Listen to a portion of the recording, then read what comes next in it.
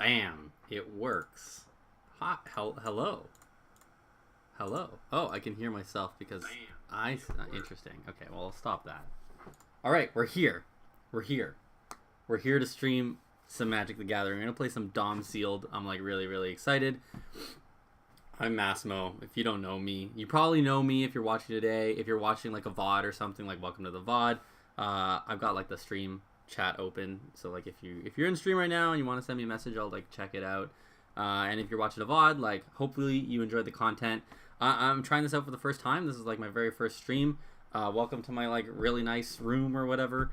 So yeah, let's get started. We're gonna do a Dom Sealed League today, just to give a small tour and tutorial of this sweet application. It's called MTG XRay.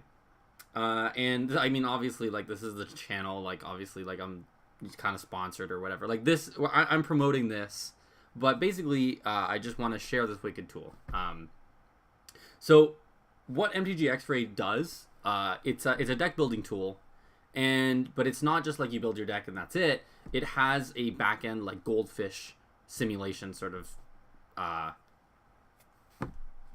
powerful algorithm that it's using to determine like what your curve should be and what your land should be, your basic land choices, your dual land choices, that kind of stuff. So like right now, you can do constructed, you can do 60 cards, you can do limited 40 cards, which is what we'll be doing today, and then also like you can do commander and stuff. Right now it has all of standard programmed in. Not all the cards are programmed in terms of like it has all the text, all the abilities, that kind of stuff, but in terms of like mana cost, power and toughness, things that draw cards, things that fetch lands for you, put them into play, put them into your hand, so that it can do some basically like more sophisticated gold fishing for you, to determine like the best deck configuration that it can possibly come up with. And it's not a genie.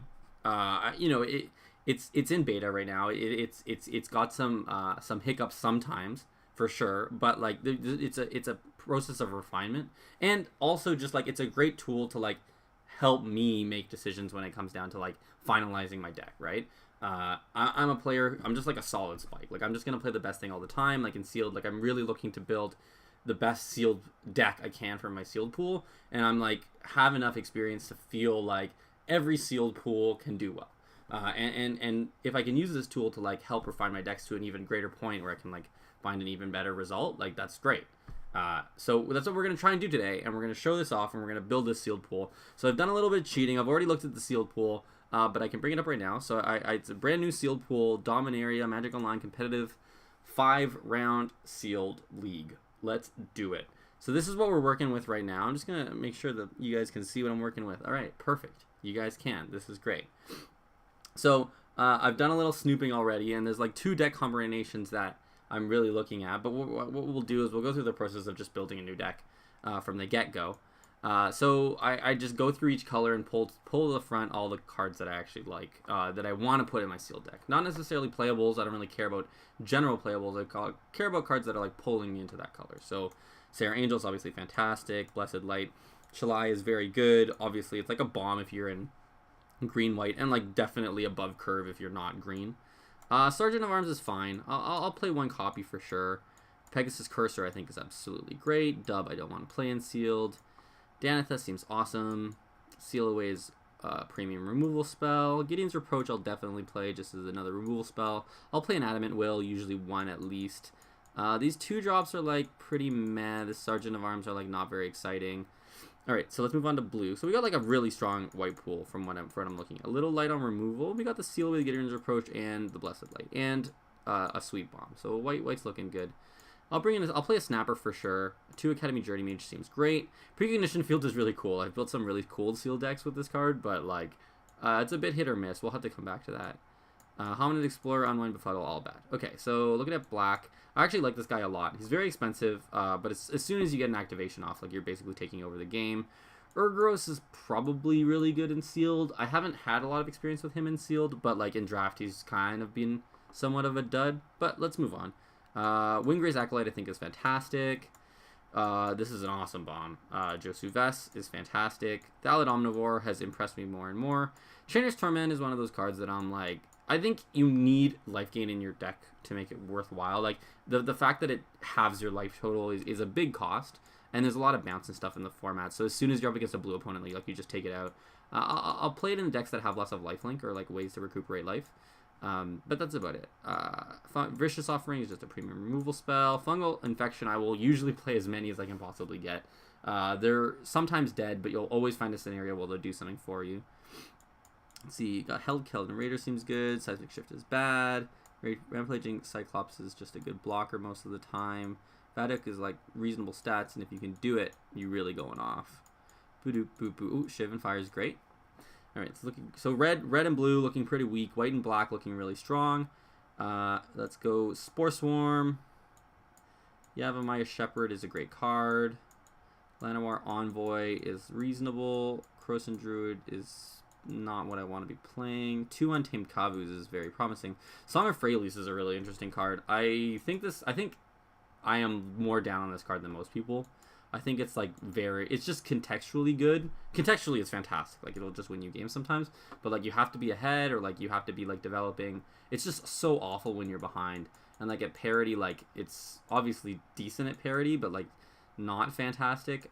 I'll play it if I have a lot of Saplings. These 2 Sap Herds make me. Oh, and the Spore Storm definitely make me want to play this card. But I certainly wouldn't want to play it outside of like a Sapling deck. Like, I really want to be distributing a lot of power. Alright, so let's take a look at what we got. We got in terms of lands and artifacts. So we got a Memorial to Genius and a Memorial to Unity, which are basically auto-includes if you're in the color. Alright, let's take a look at these artifacts. What do we got here? Navigator's Compass is vehemently unplayable. Shield of the Realm unplayable. Alright, so Skidding Surveyor is fantastic. I'll put it in practically any deck, especially for splashing. Droid's Familiar has impressed me a little bit, but I don't think this is where we want it. Well, we'll see. Juggernaut is great, and Gilded Lotus I typically wouldn't play, but because we have the Josu Vess, if we're in black, then we'll definitely play it. So like basically, like it seems like blue and red are like pretty unplayable, right? So these are like the colors that we're looking at, and we can let's build like the bases of these decks, and then we can kind of maybe MTG XRay will be able to give us a hand on how we're gonna build a deck. Cool. So let's start with black-white. Black-white is like, I always play black-white somehow. So we start with converted mana cost. Like, the curve's pretty good. So do we have a red splash for Kazarov? I didn't even know he was called Kazarov. And so we can definitely include this Shivan Fire. I think Shivan Fire is one of those like pretty premium removal spells in the format. The Gilded Lotus helps us get to this Josu Vess, which is a nice 10-drop. And the Gilded Lotus also allows our Shalai to go off when you in combination, but I'm not putting Forest in my deck just to like support that, especially if we're already splashing red for the Karazov. So this is 22 cards. This is like almost a deck, right? Like we want to play 17 or 18 lands in this format for sure. I've been leaning more towards 18, but 17 is definitely manageable. Joyra's Familiar. We have 1, 2, 3, 4, 5. Oops. 6, 7, 8. We actually have quite a few payoffs to making our stuff a little cheaper, and flying's pretty good in this format. I think it's something that I do want to play. So let's say this is the deck that the first deck that we wanted to build. We'll come back to white-green in a second. So what we can do is we'll just save it like so, and this we're gonna port this into MTG XRay. So what we can do is we can export this. We'll call this white black red. Oh, oops! I don't want to save it as a deck. Sorry. Export as a plain text. Boom. We wanted to call it white black red. .txt. All right, cool. So now we're in X-Ray. We're going to create a new deck. We're going to collapse the search function, and then we're going to import that list. So we're going to go to my downloads.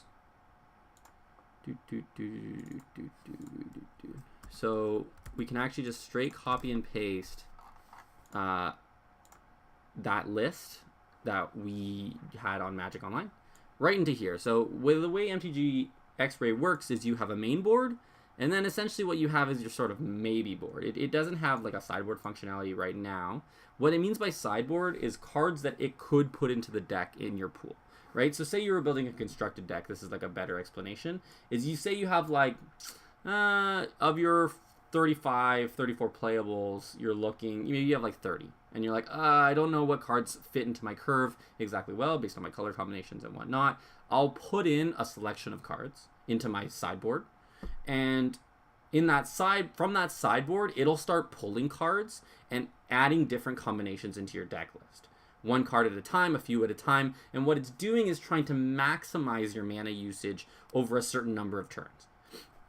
And by doing so, it should give you a percentage on how well you curved out based on your land drops, based on your mana requirements on your creatures and on your spells and that kind of stuff.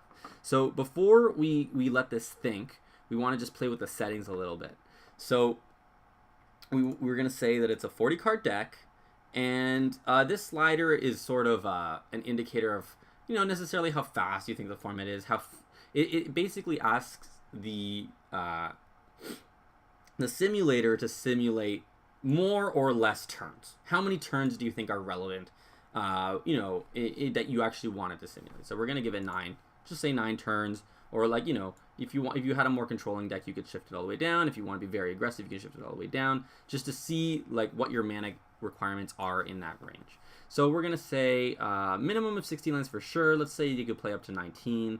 Minimum of 12 creatures seems fine. I like to go down to 10 sometimes. This is bad. I typically play way too many non-creature spells in my sealed deck, but like, what are you going to do? And then we're going to let it think for a certain amount of time. So here you have the slider. There will be more granular options on this slider. But what you can let it think for a different amount of time. And by allowing it to think for a longer amount of time, it's going to give you a higher security or a higher accuracy on the final product, right? If you let it think for 1 minute, it's not going to come up with necessarily as good as a result as if you were to think for 5 or 10 minutes. We're going to click this button and think early just for brevity for the stream.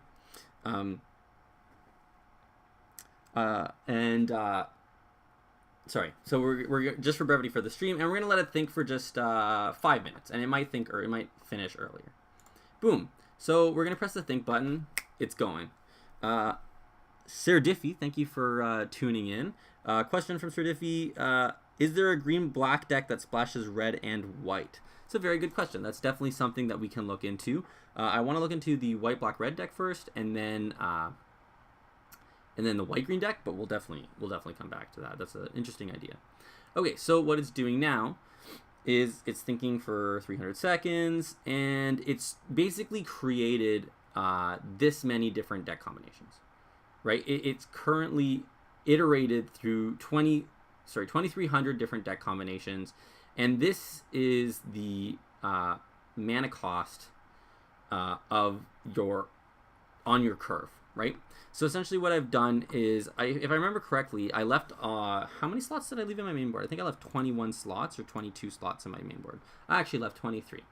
So I have 23 slots in my main board. So what it's doing right now is just saying, of the remaining 17 slots, how many should be lands, how many should be spells. It should give me 17 lands. It might not. We'll take a look at what it ends up saying. One thing that's interesting is I doubt it sees Josuvess as a 10 drop, whereas like we definitely do. It probably sees Josuvess as a 4 drop, so it might undervalue a little bit. And this is the kind of thing, like this is a tool that assists you in helping your deck building. It's not the perfect deck builder, right? It's not a perfect supercomputer project, but it's definitely doing something very powerful that no other application that I know of at least does.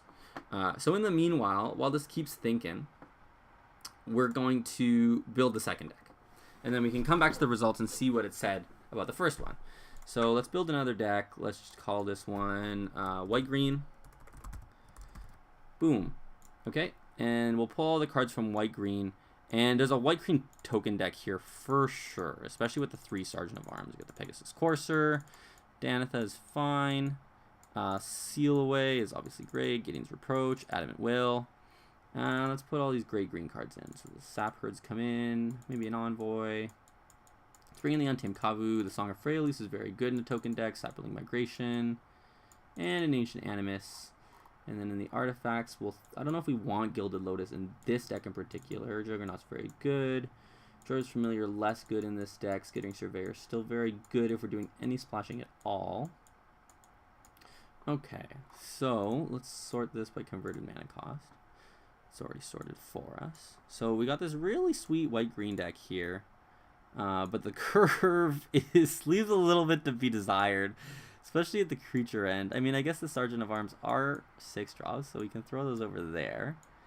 But this is one of those decks that I do like about this format, when you have like things that are good at 2, but then are also just fantastic as you move up the curve, so that you have something to do at all points in mana, and you're rarely drawing dead cards.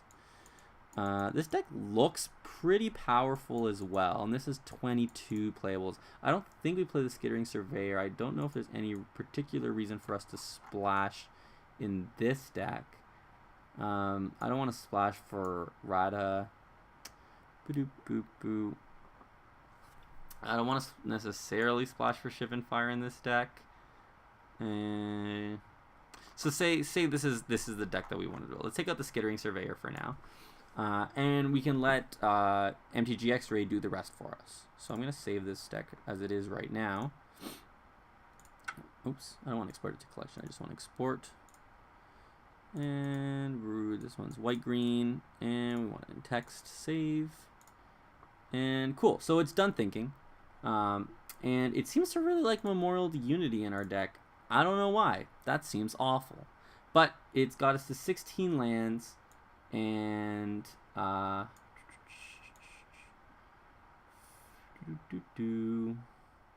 and 23 spells, or sorry, 16 lands and 24 spells. 11 plus 5, 16, 17, 24. So let's see what it put in. It wanted liked all the 1-drops. Well, we kept those in. Gilded Lotus, Jorah's Familiar, Skittering Surveyor, Power Stone Shard. So what it's done is it's gone down to 16 lands, but put in another mana source. I don't like this Memorial to Unity at all, so we're definitely putting that back in the sideboard. And I don't like Power Stone Shard either. So, well, what we will do, just to give it, we'll come back to this in a second. Let's put this deck aside, and let's make a new deck. Boop, boop, boop. Create a new deck, and you want to import this deck I just built. Add. Boom. Okay. So we can collapse this for us. So this is the white-green deck that we were just looking at. It's very nicely displayed for us.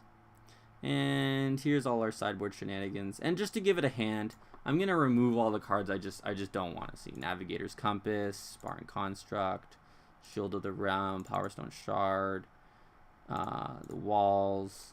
Gilded Lotus is fine. And we'll just take out all the colors that aren't white or green.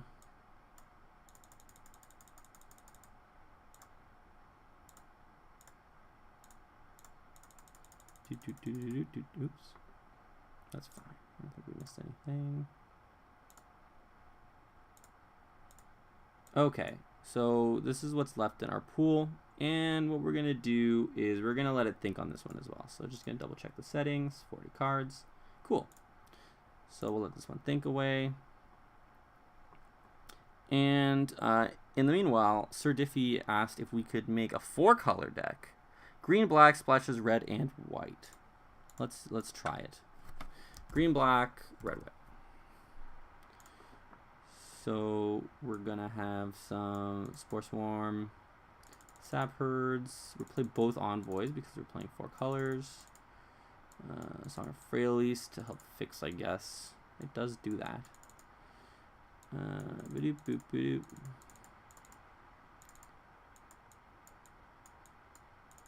Oops. Vicious Offering coming in. I don't know if we want 2 fungal infections. And you want to splash red and white. So we splash for Gideon's Reproach, Seal Away, and Blessed Light, and Shalai. Maybe not Gideon's Reproach. So we're up to 23 spells. We could potentially splash the Shivan Fire, and we want to put the Scythian Surveyor in, and the Gilded Lotus in. So this has a pretty strong curve. Maybe we don't want the Shivan Fire as well. Let's see if we can cut one more card.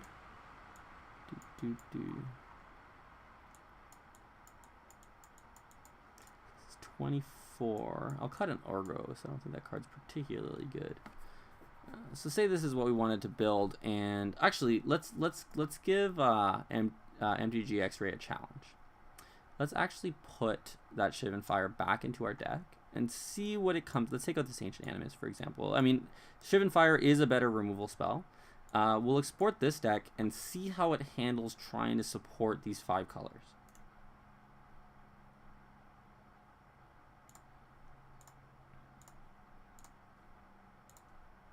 Cool. Before we do that, let's just take a look at the deck that it built. So it's 16 lands. It's put in the Memorial to Unity, 7 plains, 8 forests, and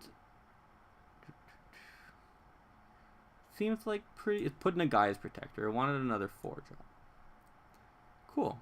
So like this is definitely something that we could build. I definitely would want to play 17 lands, just because the way the format shapes up, and we have a lot of kicker. But it is doing math, right? It has determined our planes, how many planes and how many forests we want, and it says if you want to spend your mana every turn, I don't think it has kicker programmed in, so this is where part of the complexity comes in of why Magic is a fantastic game. Is you can't just get a computer to do the math for you. Is it doesn't really understand the value of an Untamed Cavu 2 versus an Untamed Cavu 5, whether or not it even has kicker programmed in. I can't confirm. Again, we're in open beta, so things are going to be changing. That's definitely something that we're looking into, right? And so this is what it suggested. And then the last deck that we're looking at, let me just make a new deck, and we're going to import this deck. Now I just want to see what it does. So this is a good example of, I've already got my 23 cards, and I just wanted to fix the mana. I just wanted to put basic lands into my deck. So one thing that this deck should have is this Memorial to Unity. So we'll put that back into the main deck. And now I'm just going to say, okay, just generate my mana for me. That's all I wanted you to do, is just generate my land base based on the basic lands that you could potentially put into this deck. What basic lands do you think I should put in?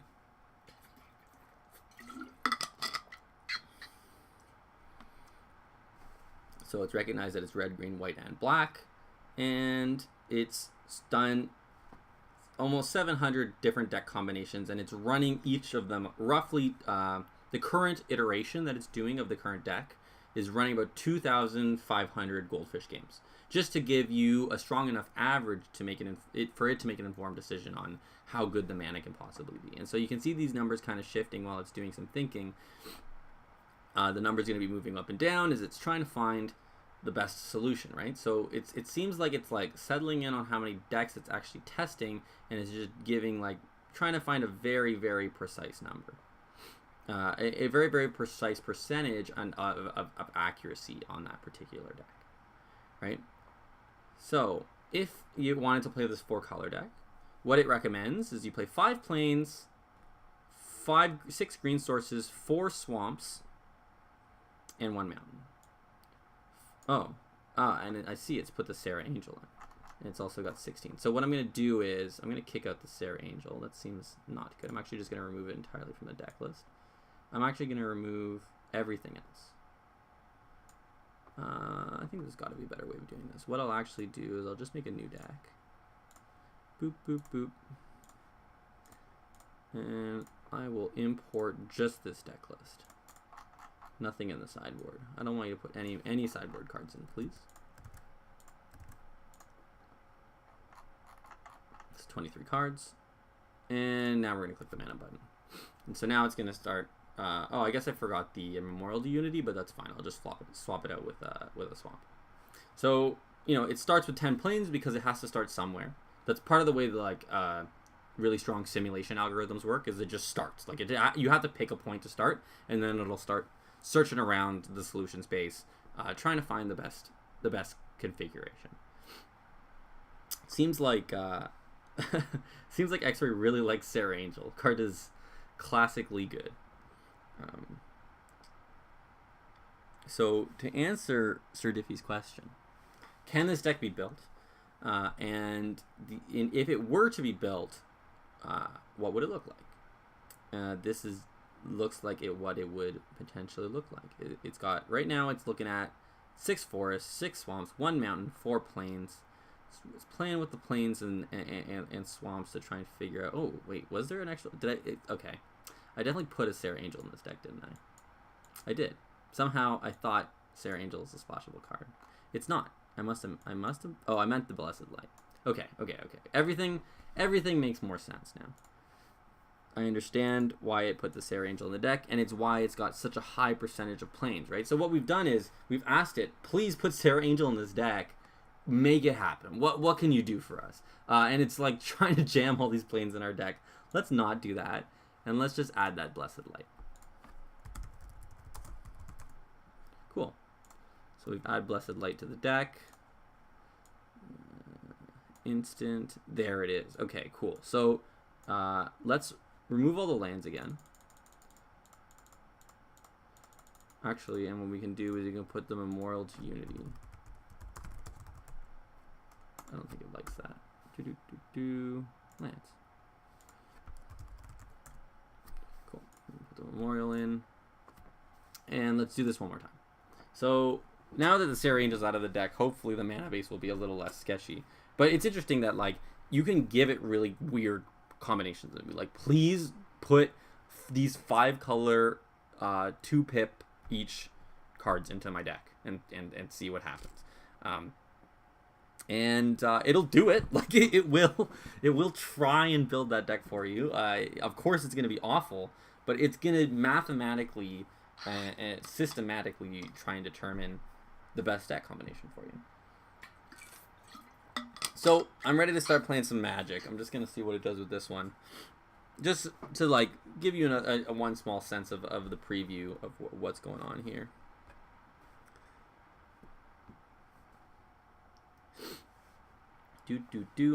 So in terms of power level, I think that this is something that I want to play more than the white-green deck. The white-green deck has powerful synergy and has a bunch of powerful cards, but this deck features more removal. It has a huge bomb in Josu Vess. This card with enough mana can be very powerful. Alright, so this is what it's come up with. 3 plains, 1 mountain, 7 green sources, 6 black sources. So naturally in a 4-color deck your mana is going to be pretty bad. But it has 1 mountain because it understands the Scattering Surveyor can go get it. And we only really have, one red source with the Shivan Fire and the Karazov. So the last thing I want to do, we're going to look at the, let's see, what color was this deck? I'm guessing it's, oh, I see. It's one of these two. Let's take a look here. So this is the Mardu deck that we were looking at. So it's recommended, I'm going to run it one more time just to see what it should do. And we're going to, actually what I'll do is I'll export just the 23 and I'm going to say just fix my lands for me. That's all I want.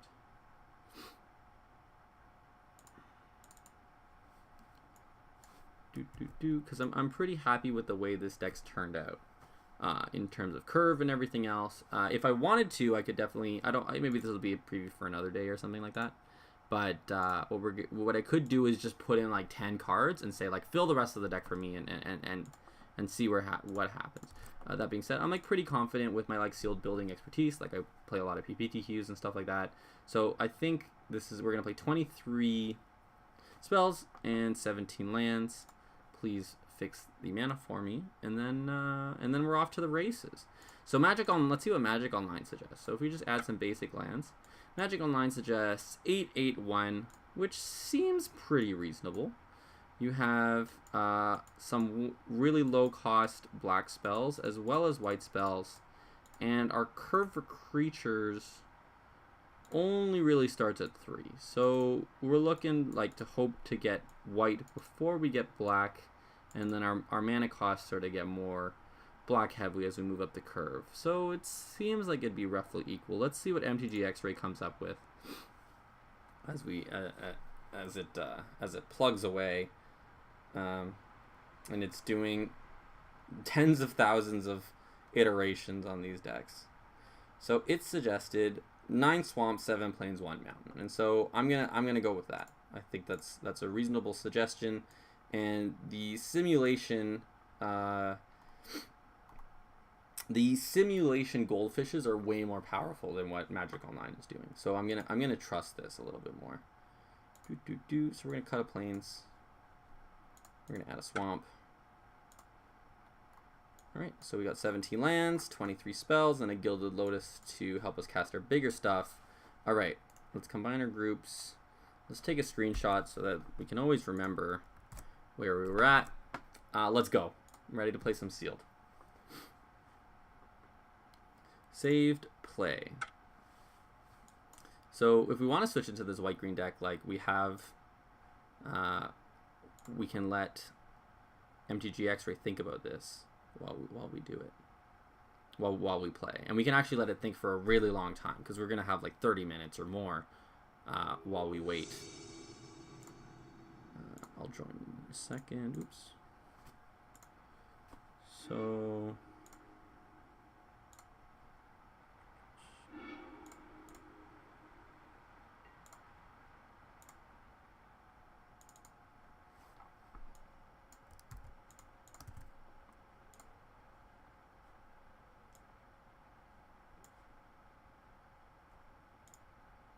I'll be with you in a second, opponent. Don't worry. Just thinking about the last couple cards that we wanted to put in. I don't remember. That's fine. We'll do this for now. We'll come back to that in a second. All right. So we got 3 swamps and a Skittering Surveyor. I'm slamming this hand. This hand seems great. Our curve does kind of start at 2. It started at 3 anyways. So this is about as good as it's gonna get. Hopefully our opponent doesn't aggro us out, because that would not be fun. Well, I mean, all Magic is fun, but... Alright, let's see what you got. Okay, nothing. Cool. Go.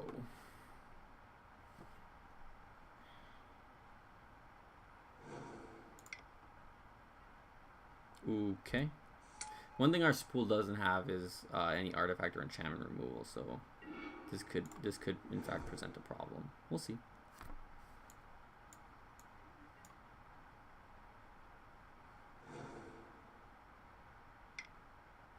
Wow, going hard on these equipment, eh? Alright. Let's hope our removal carries us through.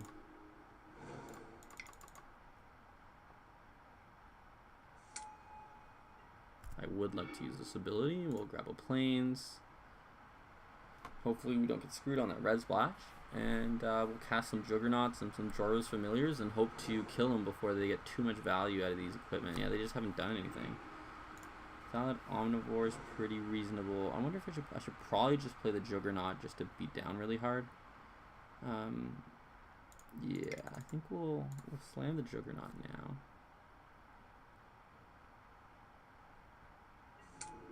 And get in there. Getting in for 1.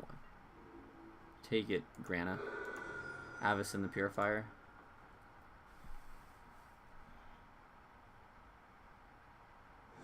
Alright, let's see what our opponent finally plays. Knight of Malice. Okay, this is a problem. But we do have a removal spell for it, so that will go a long way to hopefully not just getting absolutely destroyed here.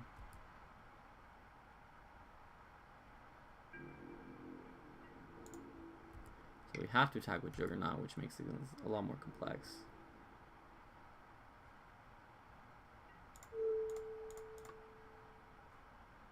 Oh God. All right, well, we got wrecked by text. Onboard tricks. Yeah, that's protection from white, or hexproof from white will destroy us in that scenario. All right, that's fine. This game is 100% salvageable. We can definitely continue on our merry way. Okay, Kazarov's in the graveyard. Winger's Acolyte.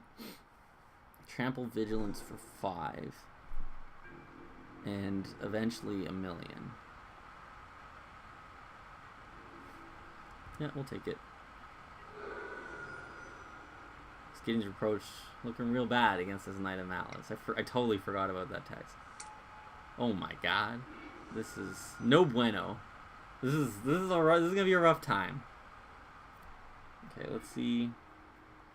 Yeah, that's definitely not gonna save us here. How many cards did he draw? 3? Valid Omnivore, Bailiff Gorger, and a Jousting Lance. Wow, this guy's going really hard on that. Really, really hard on that equipment game.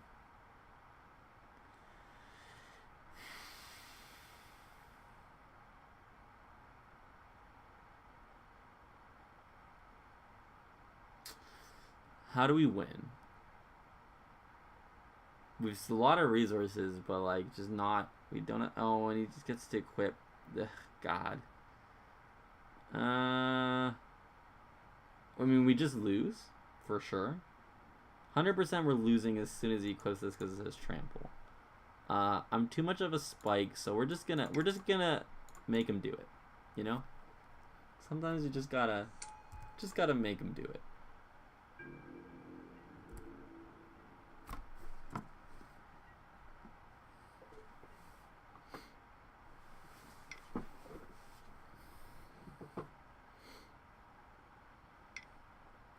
Okay, so he doesn't equip this. See, we're not dead.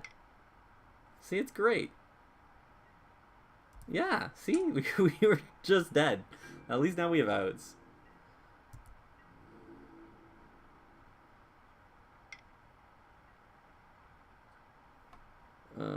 Is there a way to double block the Knight of Malice in such a way that...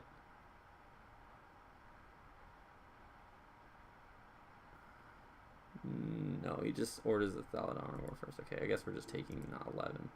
I mean, we're dead on board, but we're not anymore. We're dead next turn, though. Yeah.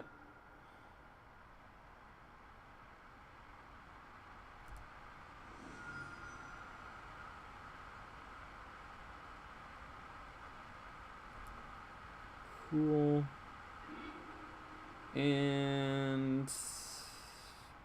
pretty sure we can't win. Like, Sarah Angel just doesn't do anything in this scenario. Unless he, like, refuses to equip again. Oops. In which case, we might actually have a shot. I guess we can double block the Bells Unlock. Okay, pass. It does pump up his Knight of Malice. This is no bueno.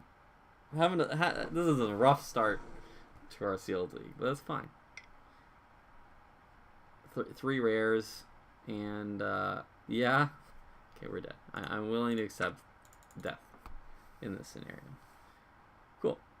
So I feel like we can still beat this deck. It's really a shame that we don't have a lot of artifact or enchantment removal in the pool. If I'm not mistaken, like Invoke the Divine is really, really good in this format. Same with the green one. Nissa being like, nah, I'm not. No more Gatewatch for me. Yeah, so now I guess we kind of... Oh, we didn't save the decks. That's very sad. So we could potentially... Do we want to try and go wide around this person? Potentially we do. It seems like they have a better late game than we do. I wish I had... Actually... Oh, can I not make a new deck? Oh, that sucks. What's up, Magic Online? Why can't I just make a new deck? Okay.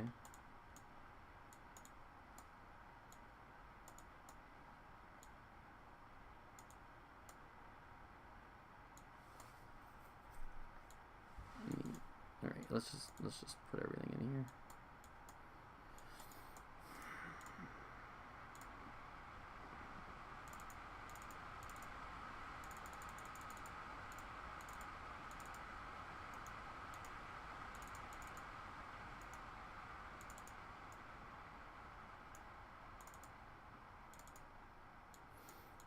Put all these in. Put the Untamed Kavus and the Song of Freyalise. Saberling Migration comes in. Ancient Animus is good. Memorial of Unity is great. We don't want to play the Gilded Lotus. Destroyer's Familiar is not nearly as good in this deck.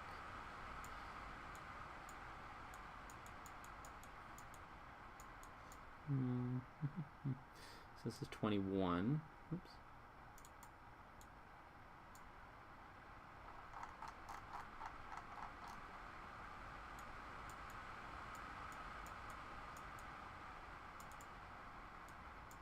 So now I gotta make a decision if I want to. 30 seconds.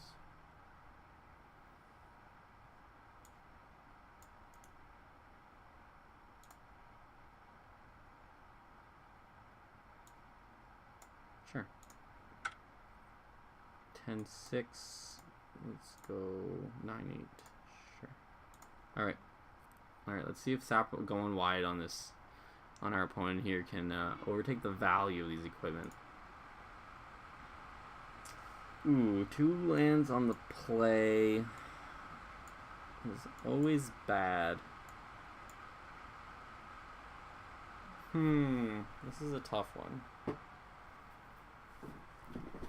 So, if we don't draw a land, we just lose on the spot. But we do kind of get to go off a little bit if we can just go like 3/3/3, like Pegasus Courser into Danathan just Pegasus Courser. Hopefully seal away a threat. I think I'm still gonna mulligan here. This hand is also very bad.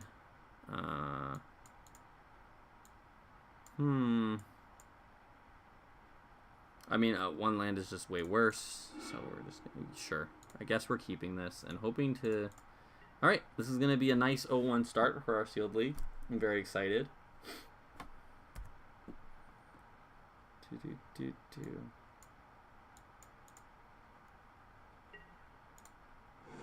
Right, if we draw like forest, if we draw forest into like into a land, like we can actually potentially win this game.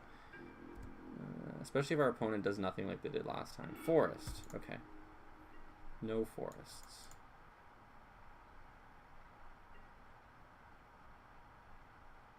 Probably should have played 18 lands in this deck. Blackbird Forge is super fine. Okay, not the worst.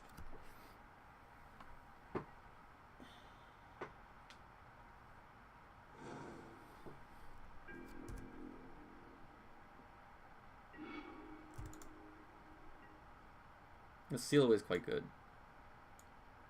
against all these equipment that he's carrying. Okay.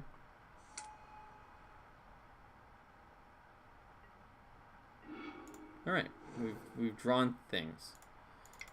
I'm willing to take 5 here because I feel like we're the beatdown. And if we're gonna win this game, it's gonna be off us getting and approaching this Juggernaut when we're at like 5 life or something, and then hopefully getting in there. Yeah, this is fine. No blocks.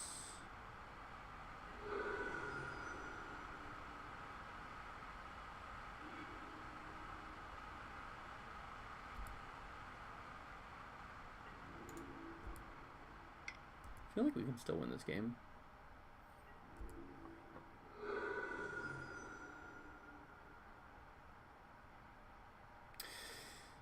Saproling Radiation allows us to attack for 2 more.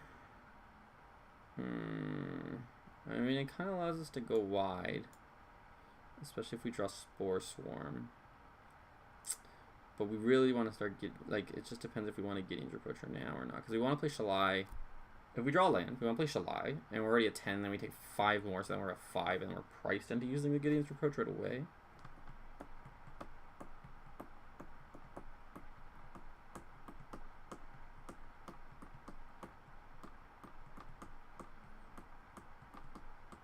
I think because eventually those equipments will kill us, I think we want to Gideon's Reproach the Juggernaut just so that we can have at least 1 hit off a Blackbridge Reforged without us immediately dying.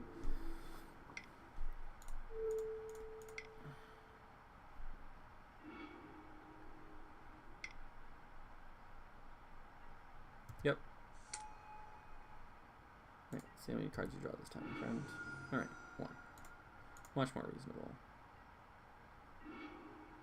Okay. We will happily pass and seal away this Bells Unlock. And as long as he doesn't draw like creatures for the remainder of the game, we'll win. It's great. Go all in, man. Do it. That's fine.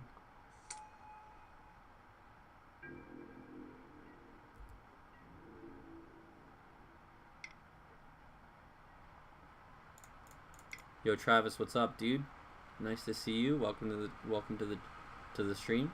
Travis is one of the developers on MTG XRay, so we're lucky to have him watching in, seeing how things are going. Okay, so he's gonna have a bajillion damage. So we, oh yeah, we'll Spore Swarm and Chump, I think. Attacks. If we win this game, it's gonna be Magic. Magic is a great game. Let's continue.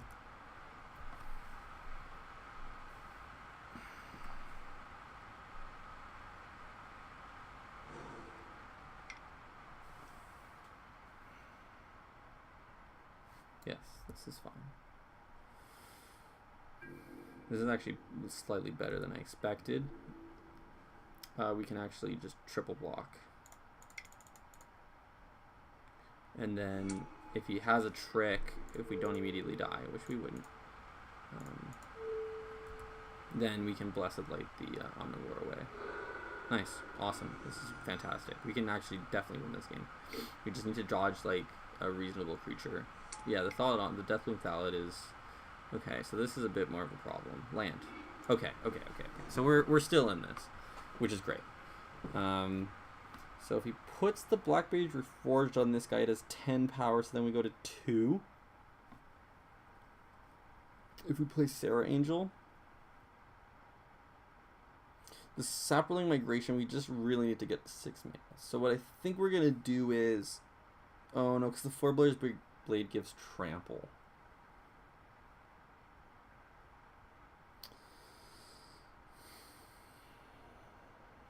This is a lot more interesting than I thought.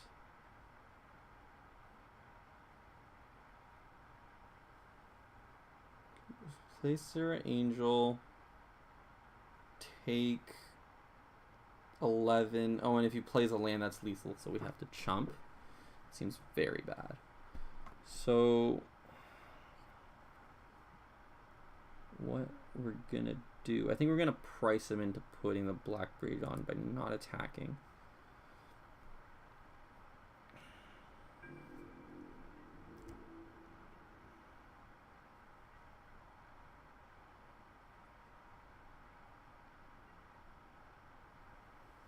I'm just checking the stream on the phone here while looking at the chat. I'm like running the stream on my phone because I don't have 2 monitors. Okay, not exactly what I anticipated.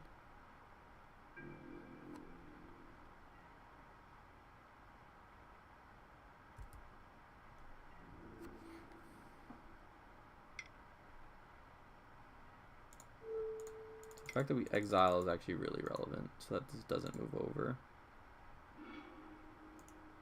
This does not kill artifacts, so we're just going to take our beats here.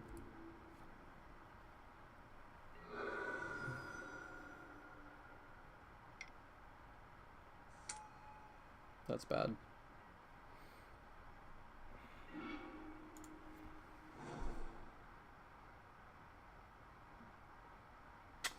Alright, putting 4 power on the board.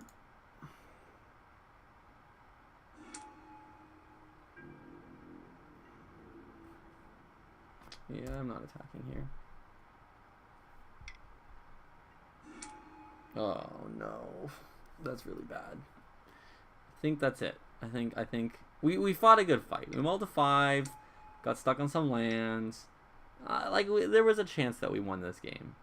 The chance is now over. It is. We're very dead. Okay, cool. All right, 0-1. It's still a fine start. Cool. All right. Let's rebuild this deck just so that we can actually reference it when we want to. Let's see what XRay said about this deck. I'm trying to remember. So it's this guy. 21 cards. Yeah. So let's add a couple cards, and then we'll let it think on it, and then we'll save it. So we're just straight white green. I think we want the Sarah's Disciple, and I think we want 18 lands because we have all these 5 drops. So we'll put in the Sarah's Disciple just because it's, I guess Sarah's Disciple is not that great. Let's put in the Knight of New Benalia instead. Okay, cool. So we'll add that to the deck.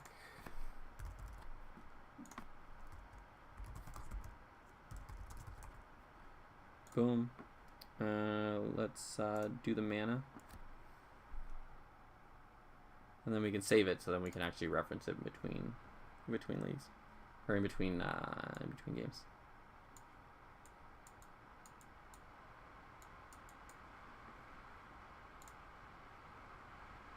So it likes 9 plains, 9 forests right now, which seems super reasonable. What does Magic Online suggest? Let's see. 10 plains, 8 forests is what Magic Online suggests. So let's start with that and see if some MTG XRay says 9 and 9, so that's what we'll do. We'll do 9 and 9. Oh, of course, the one is a Memorial to Unity of the Forests.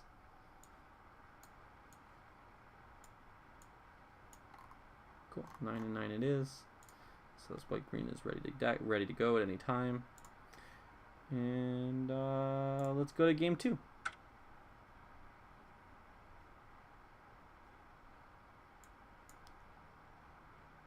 How many viewers are we going with? We got 4. Sweet.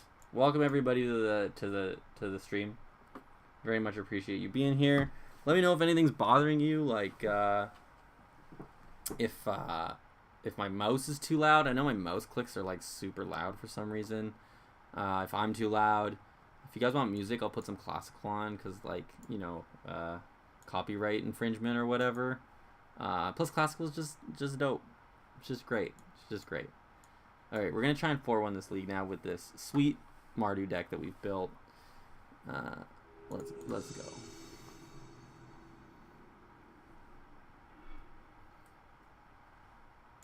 All right. 5 lands on the play. Pegasus Courser and a Sergeant of Arms. I typically don't keep 5 landers in sealed, although we do have this kick. It's just so easy to flood and just immediately lose. I'm gonna mulligan this hand. Okay, so this hand has nothing going on, but it has all 3 colors. Do we want this on top, or do we want to just find more lands? I'm actually gonna. It's just a 2/3. Do I bottom this? It really depends. Like if our opponent just doesn't do anything for a while, so then it's fine to put this on the bottom because we're either gonna draw really expensive things or like how do we get punished for putting this to the bottom? If we only draw expensive things, I think we're gonna bottom this. Card's just not very good as a 2/3.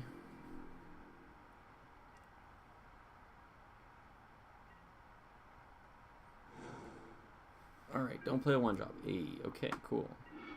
Sweet. More interaction, and we're closer to our lands.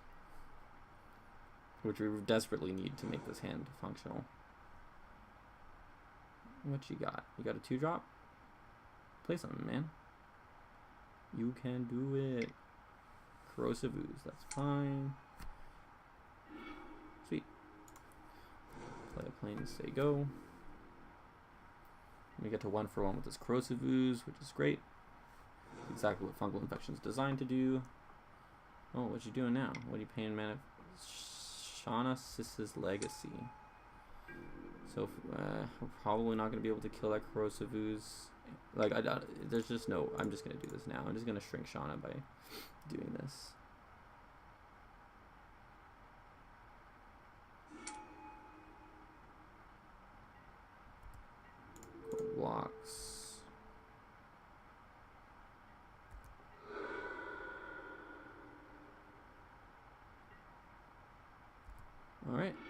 we got to 4 mana. Let's let him know we're on Mardu, because why not? Throw down our Juggernaut. Start bashing.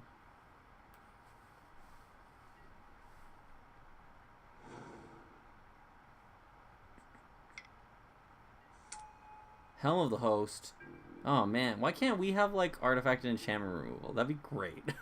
Why does our sealed pool feature none of this? So we're just gonna. I mean, I would normally just jam the Women Grace Acolyte here, but Helm of the Host, equipping Helm of the Host is like just an easy way for us to lose. So yeah, we're gonna have to exile Shauna, unfortunately. That's fine.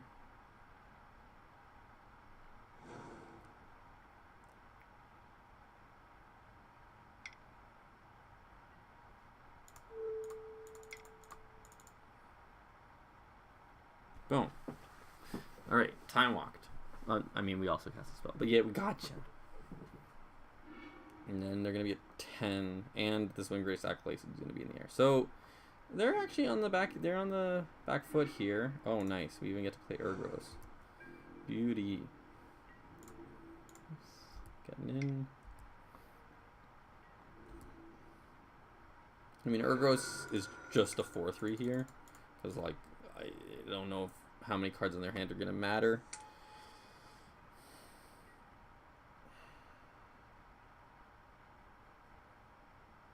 Man, not having artifact enchantment removal is good. Artifact removal is really good in this format. Just like there's so many Helm of the Host, Blackblade Reforged, like even just like generically good equipment. There's just a lot of them. Okay, that was actually a really strong answer. See, card's so good. Why can't I have one of these? Card's great. All right, don't play creature, please. Oh, okay, good. What'd you got? Benelish Marshal, that's fine as long as it doesn't cost like 2. Oh, I guess yeah, it doesn't matter. You could draw any creature. It's fine.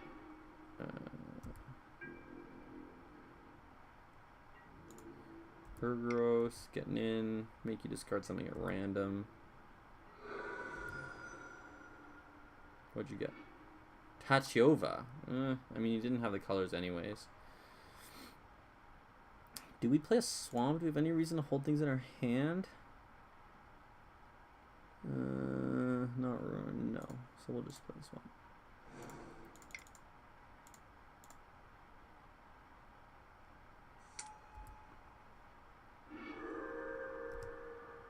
Josu. Why'd you have to go so soon, man?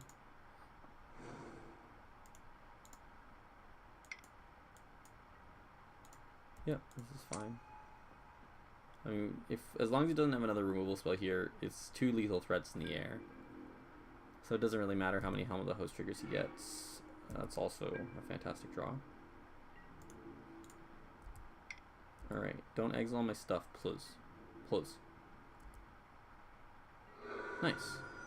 Alright, discard something at random, my friend. Clean? Okay. Looks like we got this one in the bag. It'd be very hard for my opponent to win from this scenario.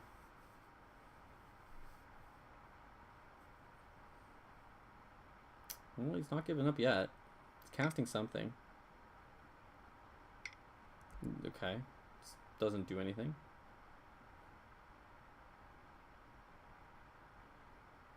Okay, cool. Scooped it up.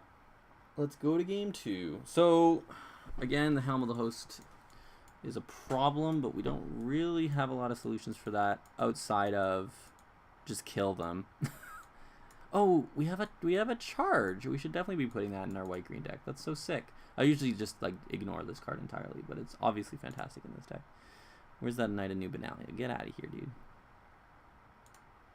I guess I can't save it, so I'll have to do this later. But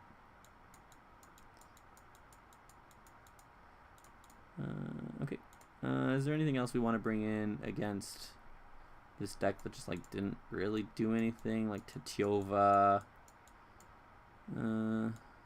Helm of the Host is the only thing that they actually accomplished, and they had a removal spell for our Juggernaut. It's not like we can. I mean, it's not like we can cut all our artifacts to make his artifact and enchantment removal bad. Like we can cut we'd have to... I guess we could cut the Skittering Surveyor for a mountain.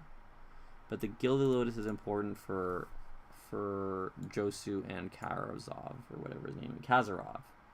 The Russian vampire. This is fine. Let's do it. I'm ready to just run it back. This hand is bad. It's so bad. Alright, we're mulliganing this hand. Let's see what our opponent does. And they mulligan to 6. We'll also mulligan to 6. I will keep this hand.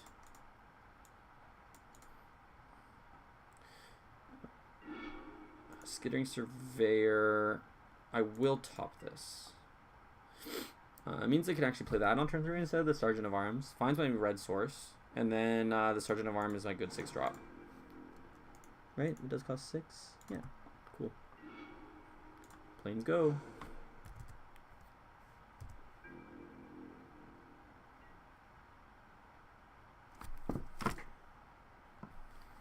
Yo, viewers, how you guys doing? How you guys doing on this beautiful Saturday night?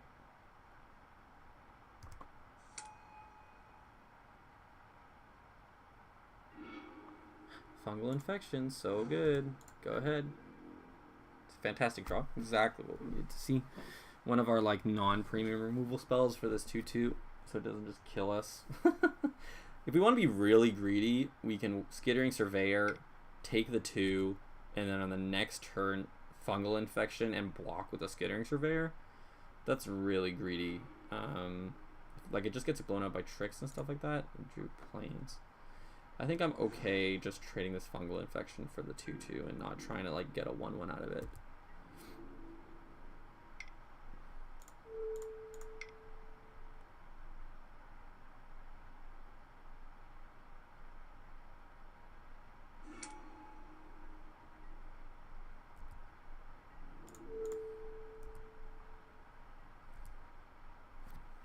Cool.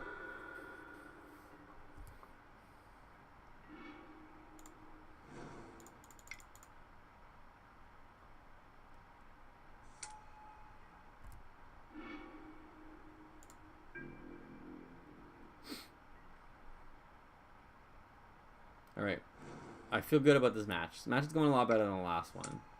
Banish Marshal's super fine. The card does not bother me at all.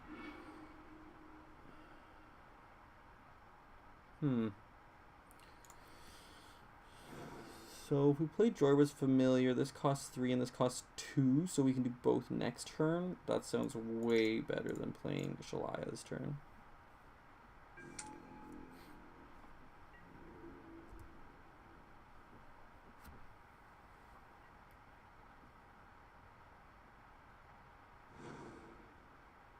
Tatyova time?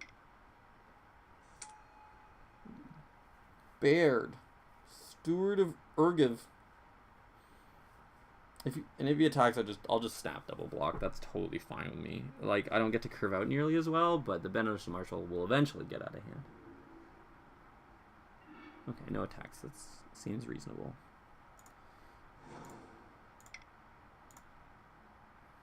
Danitha. I guess I should have done the opposite order, but I doubt it. I don't think there's anything that really interacts with us anyways. +1/+1 counter and reach. I'm okay with that because I have a Shalai that I want to be attacked. Oh, goddamn, I forgot. Excuse my language. All right, cool. That's fine. I just want to attack.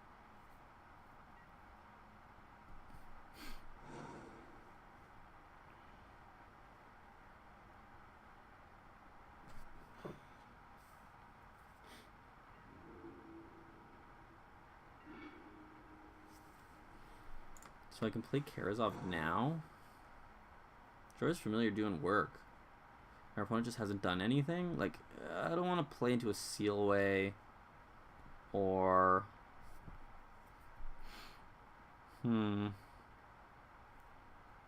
I mean, if we're going to play into a Seal Away, Karazov's eventually going to get sealed away anyways.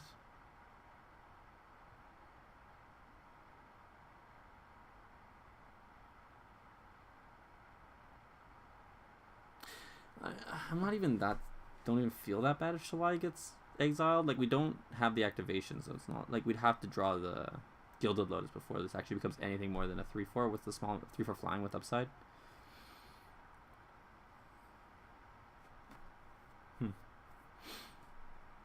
Let's just jam Kira's off here. Jorah's Familiar coming in hot this game. Doing exactly what we put it in the deck to do.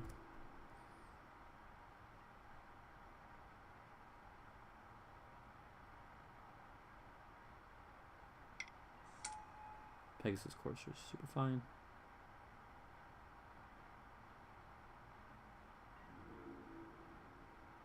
And he tapped out of white for that? Seems bad. Look at this Jorah's Familiar. So good. So good. Get in there. I'll happily play one for that.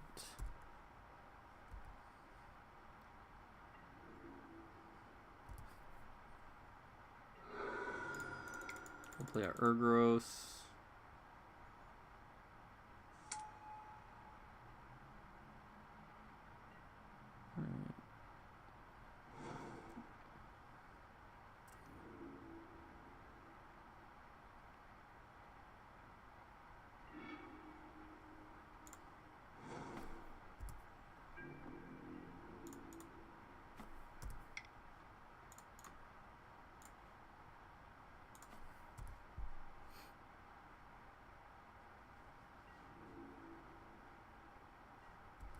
Alright, so you discard a card and invoke the Divine. Oh, no target. Feels bad, man.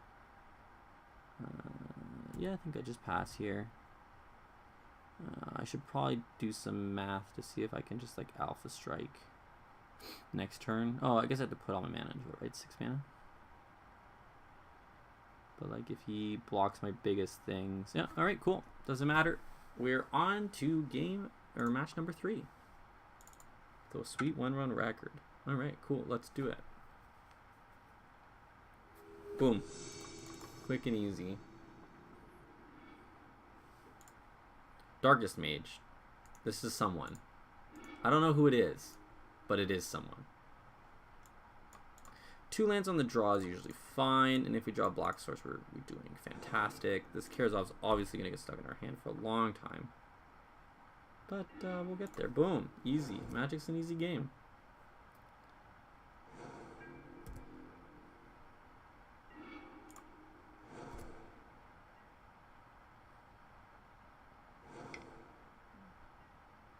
Yep. Darkest Mage doing the classic thing. Let's see if he goes 4-color. 4 colors? No, just 3. Just the classic 3.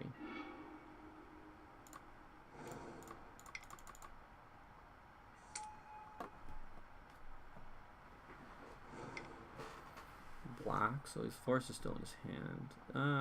It's not very nice. Okay. I think we just...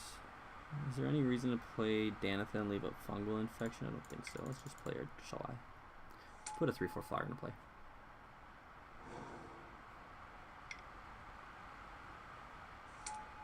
Arvad the Cursed. Okay.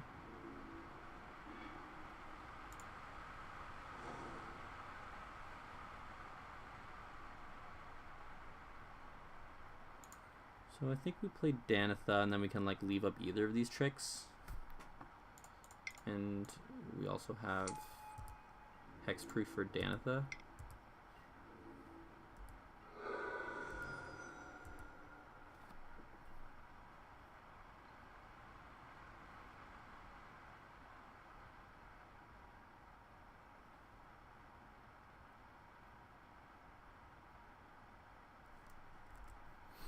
Do some Googling when we're waiting on them.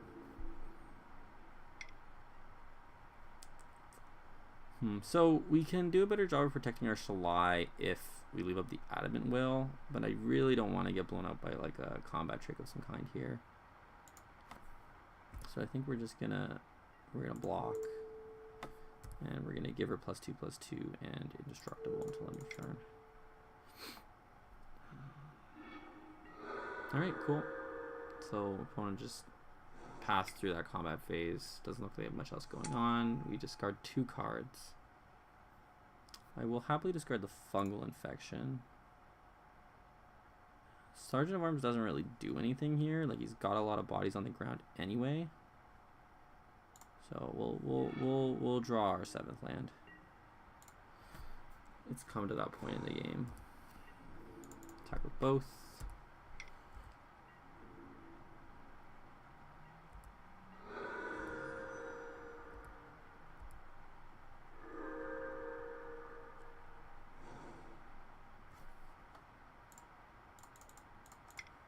Alright. Let's see if they can play anything relevant here. Let's get in there. Okay, that's certainly relevant. Oh, she got an aerial. Okay, it's good to know. Land. Nice. So, because our guy has hexproof, we can just jam like this. And then we'll start throwing bolts around, or shocks around, and our opponent will lose.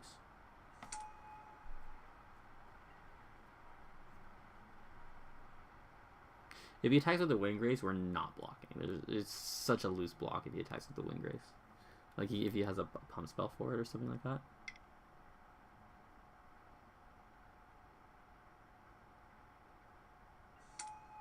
Okay. A shock machine is unbeatable and limited. So, like, shrug. Yeah, you can definitely take 5. We can definitely... I'll definitely take 5 here.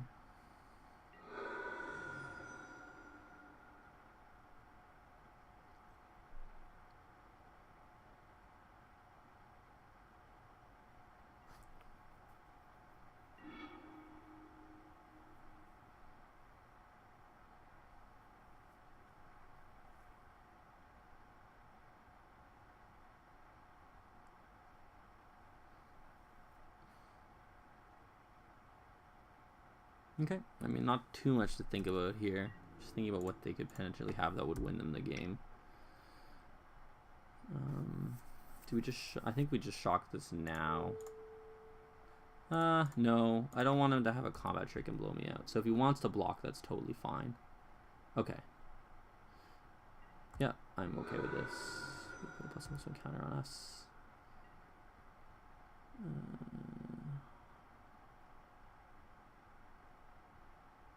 We may as well just play the land. He's got Kaligo Skin, which is in his deck.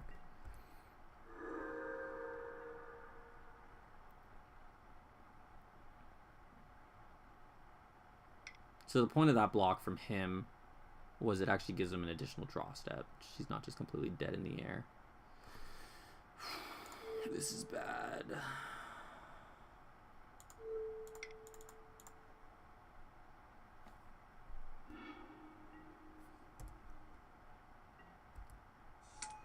Although it might come to the point where they have to start chump blocking anyways.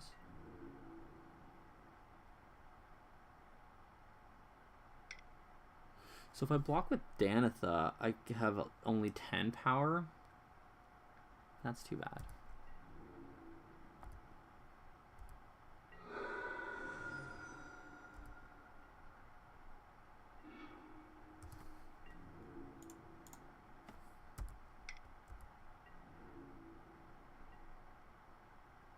No blocks?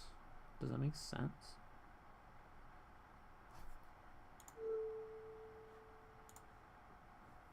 Oh, right, because I can ping the Shalai.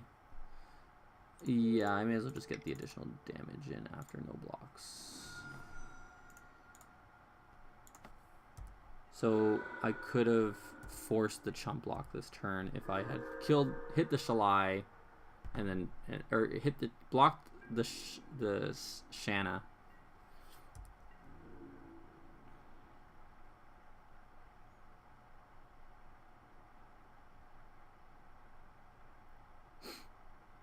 Opponent is playing very well.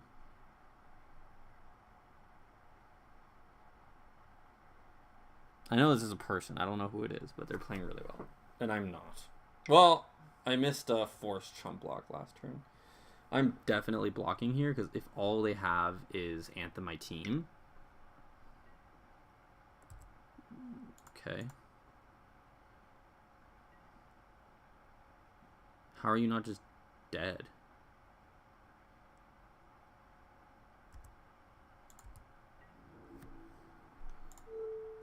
I guess I'm just chump blocking like this. Is there any reason to leave this up?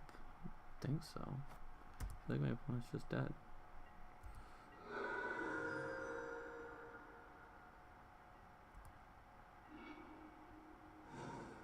Okay. That's a little more interesting now that they...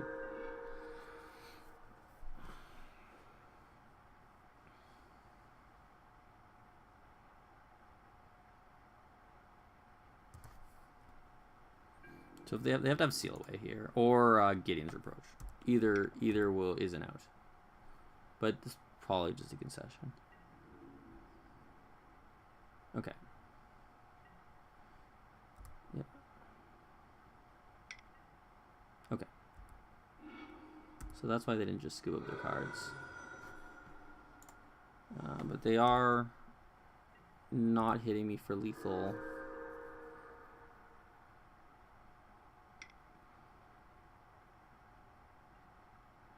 No, that's not very nice. Oh god, we're gonna lose. Yeah, we actually could have won this game.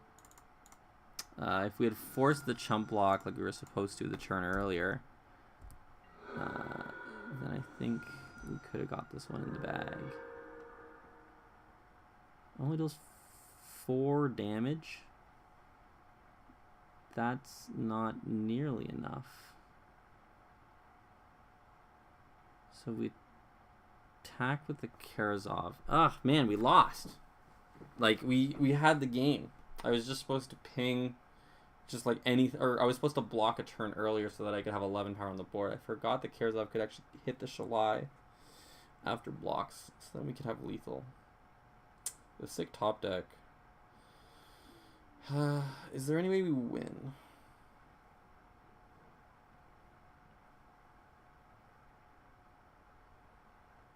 So we can block one thing. I guess if they don't attack with everything, then we win.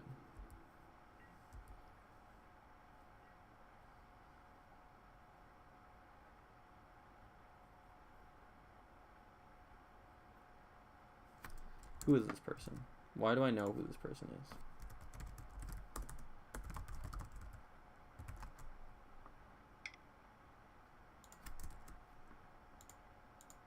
Okay.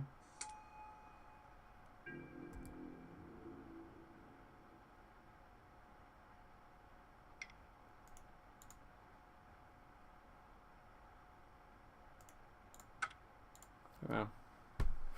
All right. We got outplayed, and therefore we lost. Cool.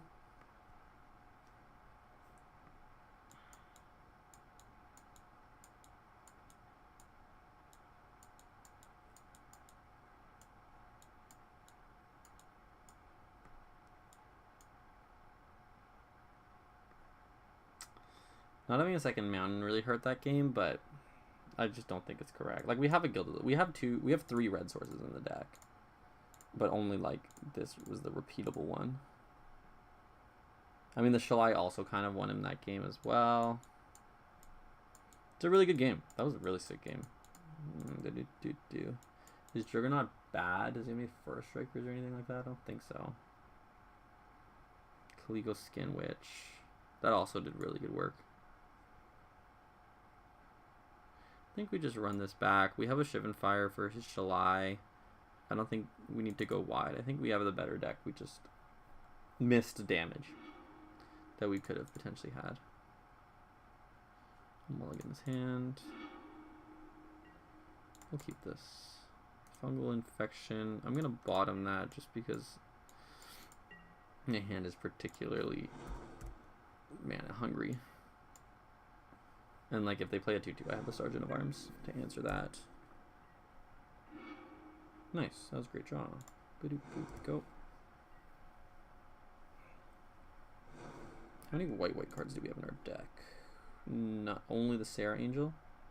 So we want to find a swamp here.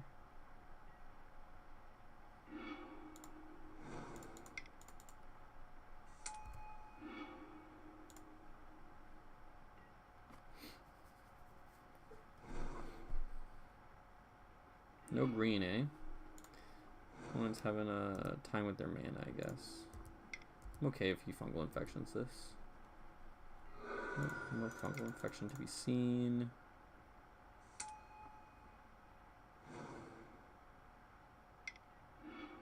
Okay, here's all my guy. I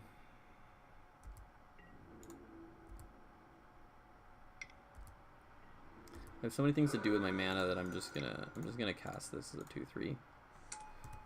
Just hoping to find my fifth and sixth land. A lot of nothing from our opponent.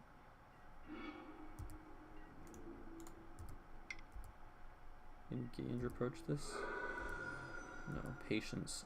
Patience is reign supreme, I suppose. Or they just have a bunch of green spells in their hand. Yeah, that's fine. He's trying to. He's just got a bunch of green spells in his hand.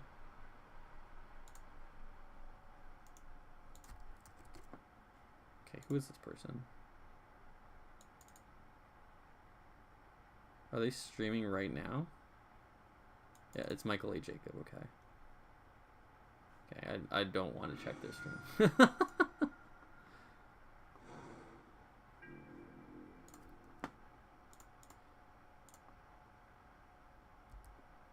So you found the forest. Alright, I'm very happy to see that land. It's interesting that he didn't leave up the plains. Like, he tapped out of plains, because he has Gideon Reproach in his deck, right? So I guess he's just like, not... He either doesn't have it or he didn't want to cast it in that scenario. I mean, if he has Vicious Offering here, then that would explain it. Nope, no Vicious Offering. 7 mana. What you got? Mammoth Spider. Okay.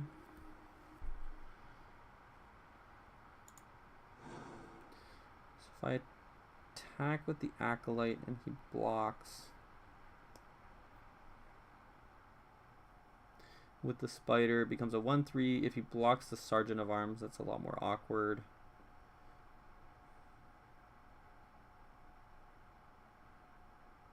I could also just Adamant Will my Acolyte to make it win the fight. But then if he has Gideon's Reproach, I just get wrecked. I think if we want to play around Gideon's Reproach, we want to Vicious Offering, kill the Mammoth Spider, and then attack with both. And then if he has Gideon's Reproach, we Adamant Will the Acolyte. And he is at 10, so if we do that line, we're guaranteeing 5 damage. Whereas if I take the slow line, just Acolyte, he blocks, I Vicious Offering, and then he like Gideon's Reproaches, and I use the combat trick. Like, that's seems a lot worse. A lot worse. So we're just gonna do this. Die, die, Spider.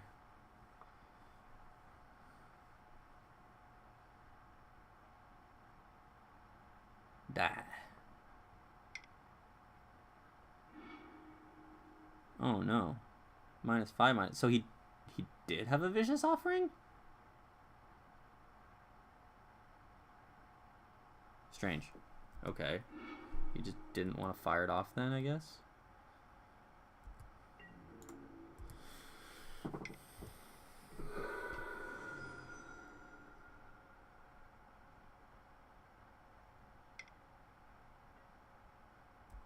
Shanna's fine. I think I'm actually not going to Shiv and fire this Shanna. It's just a 1/1.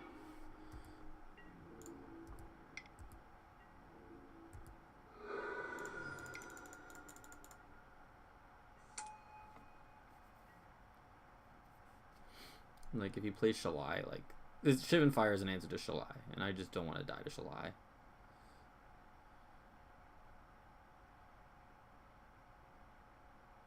And, like, your opponent has lots of cards in hand. They're just casting 1 green spell a turn. Boop, boop, boop. It's kind of dark in here, eh? Is that better? Is that more, like, comfortable lighting? Soul Salvage buyback.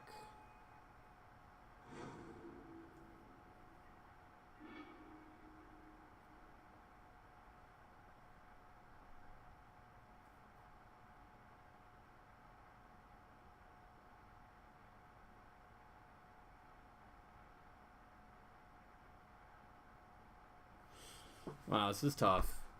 What else did he buy back? Just Mammoth Spider.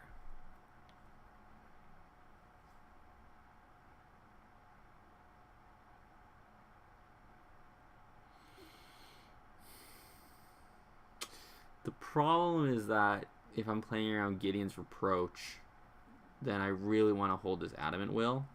But I think we're at the point now where we just keep, like, we need to just shut the door.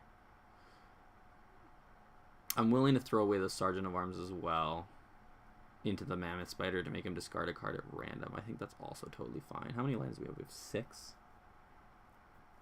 So we can play Shalai. And yeah, I think that's fine. So we'll jam Shalai now so we can play around Fungal Infection a little bit. Okay, he didn't have attack with both.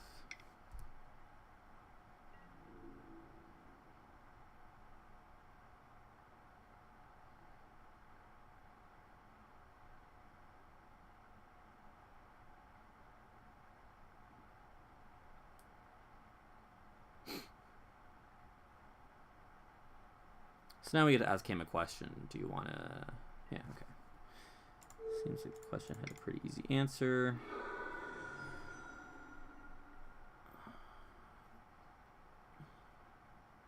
Our opponent... If he kills our Urgos again... Okay, cool. They did not have sufficient green sources to survive. They haven't... they did have a settle to score, so that makes me not really want to play... Dub. Juggernaut. I'm thinking about this Stronghold Confessor. This fights through the Spider. Even if it trades, I think that's totally fine. Cool. Let's go. I think this deck is gas. I will keep this hand. It's not fantastic. Has all my colors, 4 lands. We got a lot of air. It's not a great draw.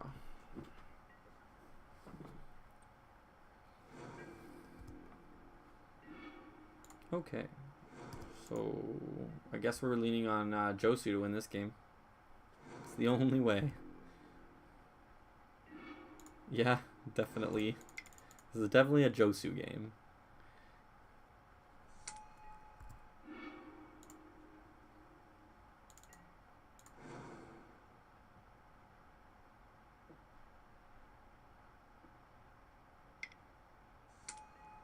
Yeah. Alright. So just pass here. We can Shiv and fire the Shalai if he taps out. Because like as soon as until he has green, it's just a 3/4 flyer. This is fine, I'll take it.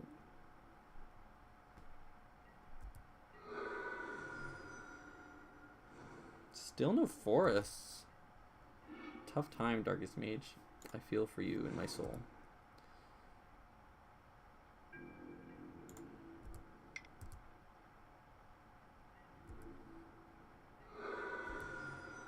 I'll just pass here. I don't want to get got by an Adamant Will.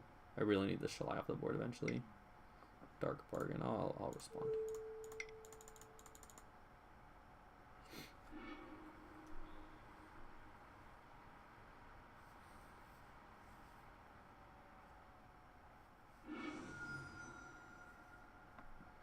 Swamp in the graveyard. Okay. Alright, just don't play... Damn it. Don't play anything. Immediately play something. Alright. Please. Please? Do not discard Karazov. Maybe I shouldn't have played the Gilded Lotus. Maybe that was a mistake. Get in there, my dude. No blocks. Alright, please. 1 in 5. Come on. Come on, baby. 1 in 5. Darkest Mage, you're better than this. You're better than this. Okay. Whew. Dodged it.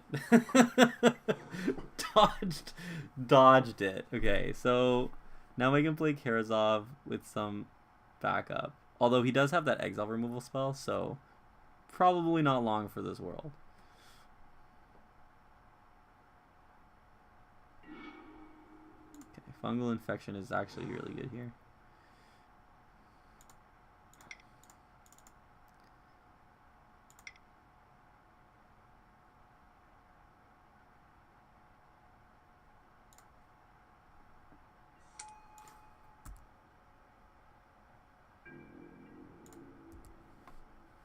Right, just don't exile Karazov and we won't have a problem.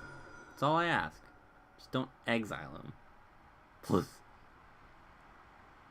You can destroy him. Just don't exile him. Okay. This is fine. I'm okay with this. This is good. Find a forest, put it into play.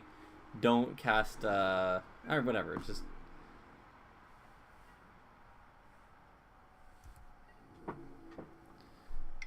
he is attacking. Alright, I think we can get him here. We block. We fungal infection here, and then if he Gideon's reproaches us, we just immediately win the game.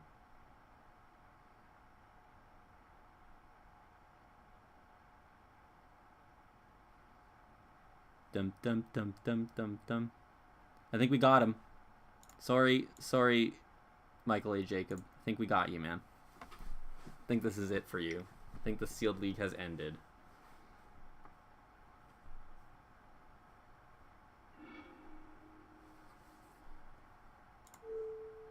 Okay, so Vicious Offering is a little more painful than I anticipated, but our guy doesn't die. No! Oh my god, we just got wrecked. We just got absolutely destroyed. Michael A. Jacob destroying us. That's fine. This is, at least we drew well.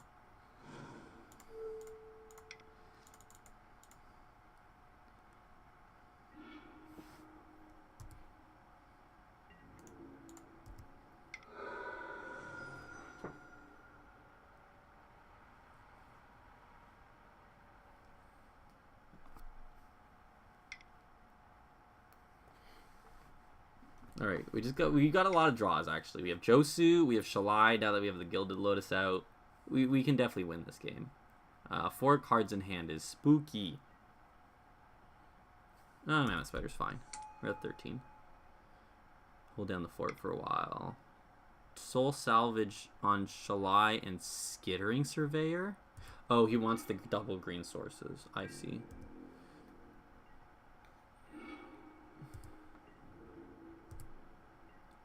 I should probably just play this out because he has whatchamacallit, things that makes me discard. Whatever, I think it's fine to hold this for now.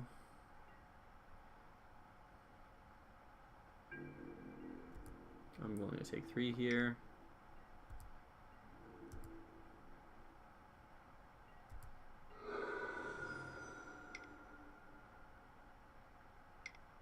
Skittering Surveyor. Get a forest, place Shalai, and make us have another removal spell that we don't have. We are super dead.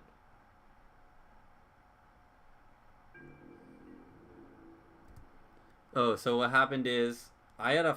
Oh, sorry. Travis is asking what happened in combat. So he is a Urgros in play, and he's attacking us, and we have Karazov. And what I expect to have happen is I shrink his... Oh, you distracted me, Travis. Wait, fine, okay, whatever. It's my fault. I just what would I have drawn? Gideon's Reproach would not have saved me anyways. So what ended up happening is I have a 4/4 that needs to survive, and he has a 4/3 that needs to get in. I shrink his 4/3, and in response, he gives my 4/4 -5/-5. And so my only alternative then is to Adamant Will it so that it survives as a 1/1, and and then I can untap and start throwing bolts around. But instead, or shocks around. But then he also had a Games Reproach, so we both had 2 tricks, and he got me. I didn't expect him to have 2 tricks. So looking back, if we actually look back on that game, I think the Urgros attack, maybe I should have just let it happen. Because the thing is, If Urgos hits me, I'd say I discard one of my 2 cards. I'll discard an Adamant Will, or I'll discard a Fungal Infection, or discard a land. But then I get to untap. And then just, like, throw Bolt Shocks at everything, right? Like, he would Vicious Offering, not Vicious Offering. He would -2/-2 my Karazov, or -5/-5 my Karazov, and then I would respond with the Adamant Will, and it would survive as a 1/1, and then I throw bolts around, and his Gideon's Reproach is no longer relevant. I guess I just didn't put him on 2 combat tricks. Like, I didn't put him on... I didn't put him on Vicious Offering and Gideon's Reproach. Magic is a beautiful game. Alright, so we lost against, like, a streamer. Let's keep going. Hopefully we can 3-2 and make our money back for entry in this league. That would be great. Is that how this works? No. Not even close. Okay, you get half your entry back at 3-2. That's fine. Alright, no more losses, please. On the play... seems awful. I'm gonna mulligan this hand. This hand is much better. I'll keep this. Let's put a land on top. Swamp go, my friend. Joker Sanctum.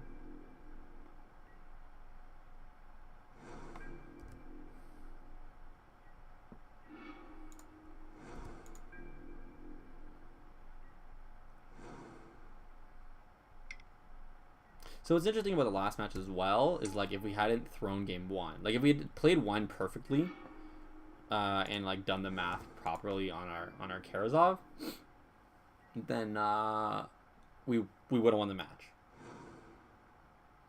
But instead, we punted. Feels bad, man.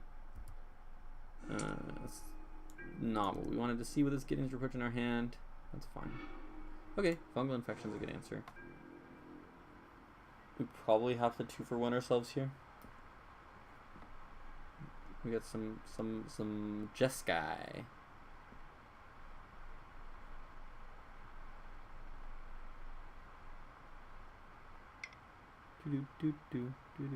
Okay, another instant or sorcery. What is it?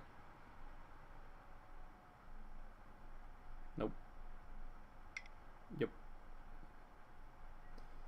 Div. Okay.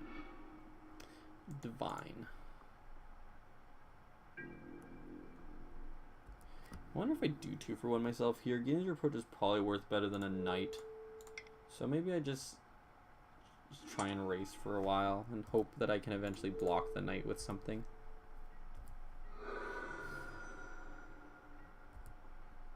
And, like, we gain 3 life here as well. Sure, I'm going to be more patient on this Gideon's Reproach and try and maximize a little more value. Shall I? But you're so nice. Okay, that's fine. Take 2. Go to 19. I mean, this is still a race we're winning. It's interesting that they Divination last turn and didn't play a land. So they're stuck on lands. And they might even go to discard.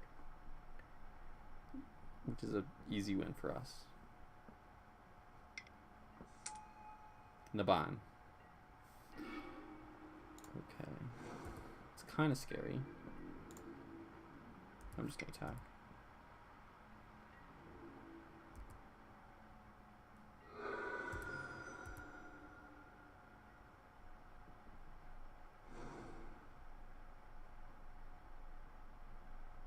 I'm going to copy a Wizard ETB, because that'd be bad. Although... Oh, Hickbit. That's cute. I don't like it. Okay, well, we're not winning this race now, that's for sure.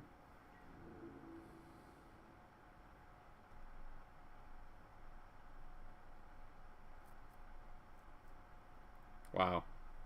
Respecting the seal away that I don't even have.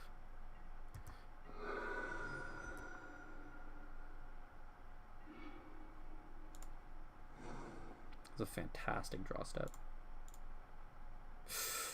Oh, okay, he can't, even if he does have Syncopate, he cannot Syncopate me here.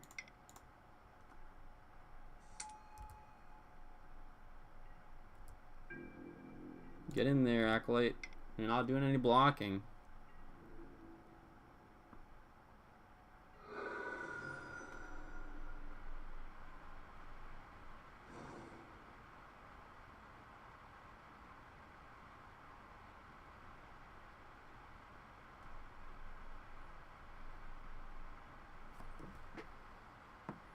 How you guys liking the stream so far?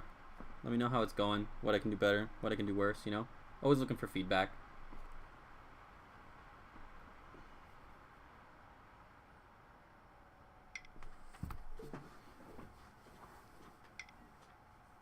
Yeah, I did kind of see that coming.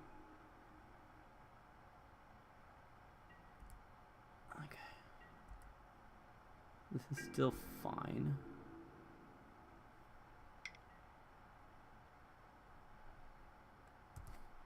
So, like, there's an argument to not block here because it keeps both of these back, but my life total is low enough that I think I just need to block.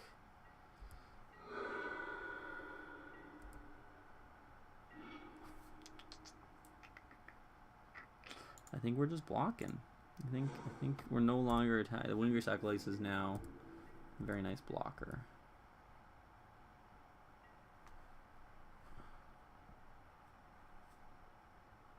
Your opponent has a ton of cards.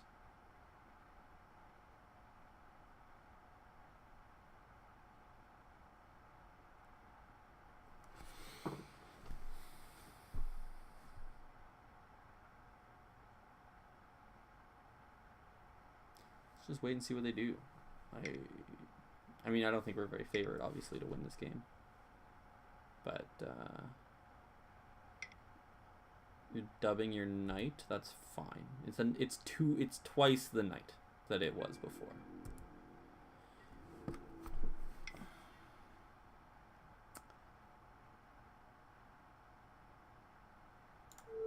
We'll approach this pre-blocks. And then we'll also do this pre-blocks to play around Gideon's Reproach. And then we'll block like this.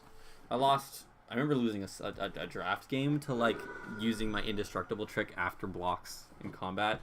Never making that mistake again. Alright. Kill me.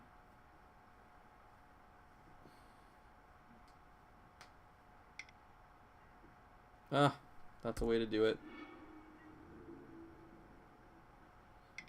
Yo, fungal infection though? Please.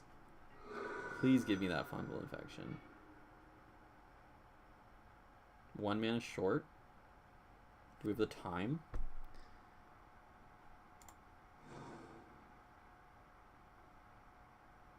So he attacks us for 5. We go to 4. And as long as he doesn't play a flyer with 3 power, we stabilize if we draw land. And then if we don't draw land, we can probably stabilize again. Okay. Patience. And not a syncopate, please.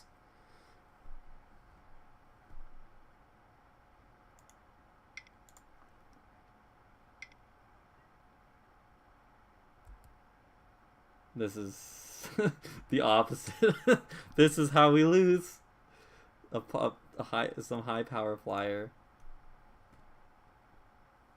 With the haste also, like... Oh, jeez Louise, dude. Is this lethal? I'm not gonna do it now. Feels lethal. Oh, I'm at 1, okay. Alright, I'm not gonna show him the Josie, there's no reason. Okay, so he's got some flyers, he's got some bad auras, so removal spells are obviously very good. He's got some bounce spells.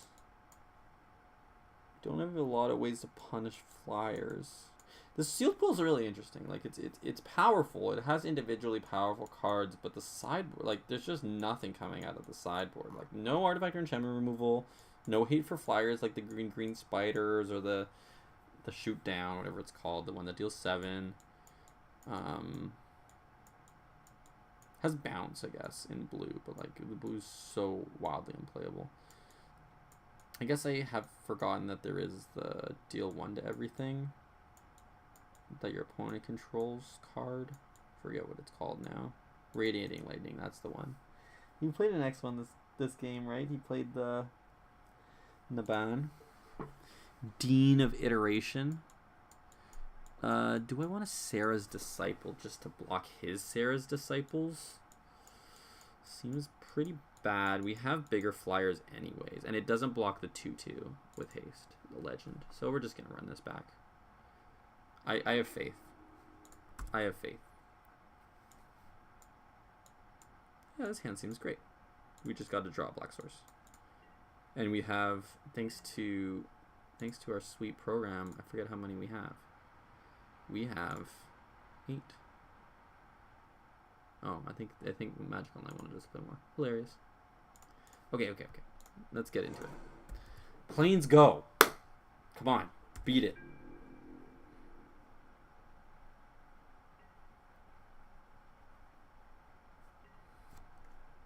We will draw Swamp and we will be fine.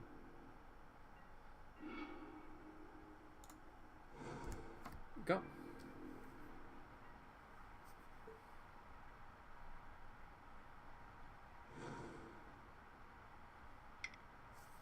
Sure. Alright, we do need to draw lands. That is a requirement. Keep a 3-land hand on the play and draw a land is certainly necessary for us to win.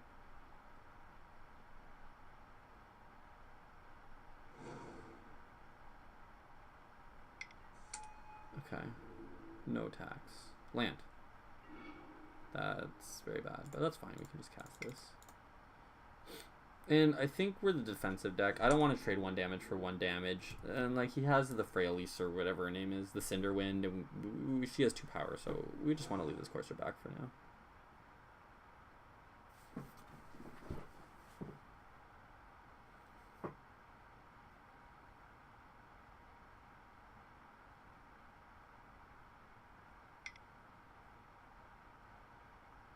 Quend. That's a problem. So the Sarah Disciple will get its in for 4. I'm just gonna... am I willing to trade this? Because this blocks the Quend, but I can't just take 3 every turn from it. But then the Quend is attacking for 4. This is really awkward. If I don't draw a black source, I'm gonna have a really bad time with this Quend. This is blocking for 4 every turn, so I'm just gonna take it.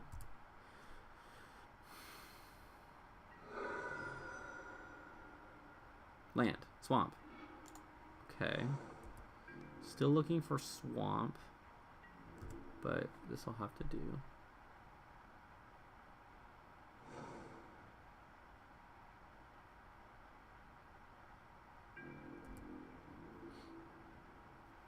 Okay. Yeah, we'll just take 3 here. Our opponent doesn't have any tricks, which is really good for us. We'd immediately die to any combat trick here, or like a removal spell or something. Okay, that's the format. People play it. We're so dead. Are you guys excited for Battle Bond or what? Draft 2-headed giant? They should have put this card in the set. It only makes sense.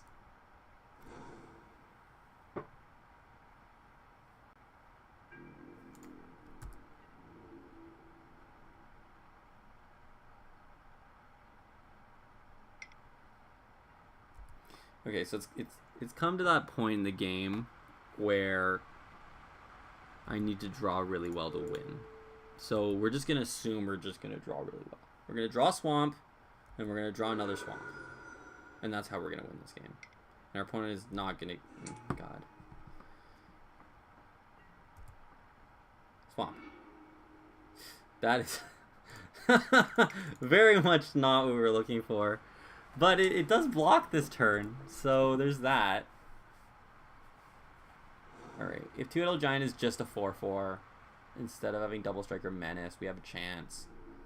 If he alphas me, we're gonna have a really bad time. He should have just alphaed us. Our opponent should very much just alpha strike us. Okay. Yeah. Here we go. Oh, it has double strike. Great. So I can block this, and then I'm dead. Oh, no. I can block here and here, and I'm dead. Perfect. GG's. Okay, well, this sealed league did not go very well. That's fine. We're just gonna play the last one. Get our money's worth, you know? That's why we're here. Just gonna send a quick message. You know, doing things.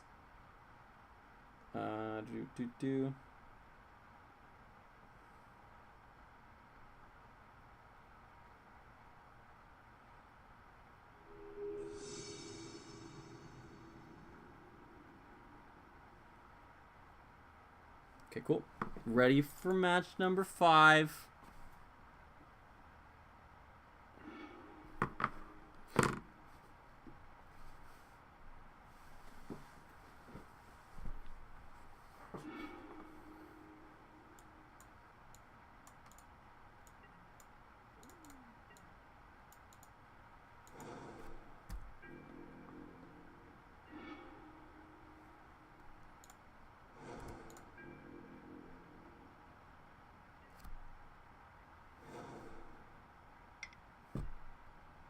This is okay. Pass the turn.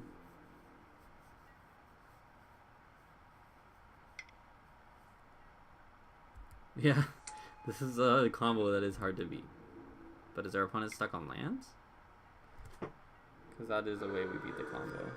Wow, okay, they are stuck on lands. I'm going to play Pegasus Courser this turn. Next turn I can Skittering Surveyor and Shiv and Fire.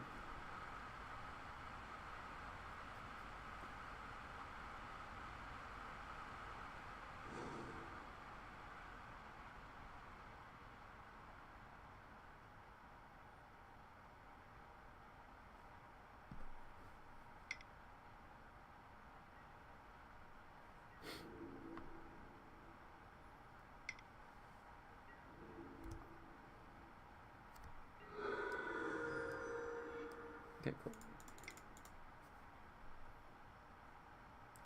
Very likely to win this game, given our opponent is stumbling. Stumbling big time.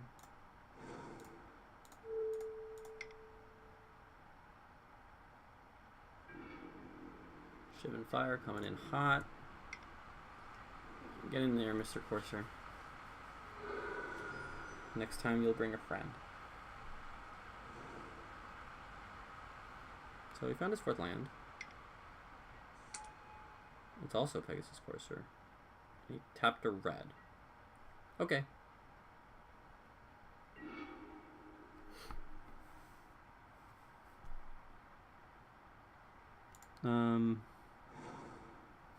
Juggernaut presents more power, but I think we just want to spend our mana as efficiently. We're still curving out here.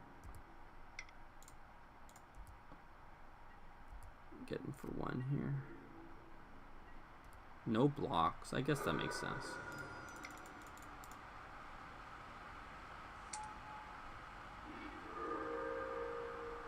Seal away in the bin.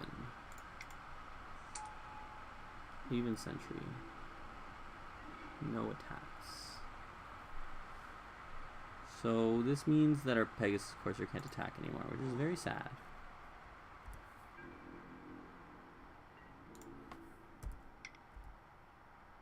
But our Acolyte can still get in.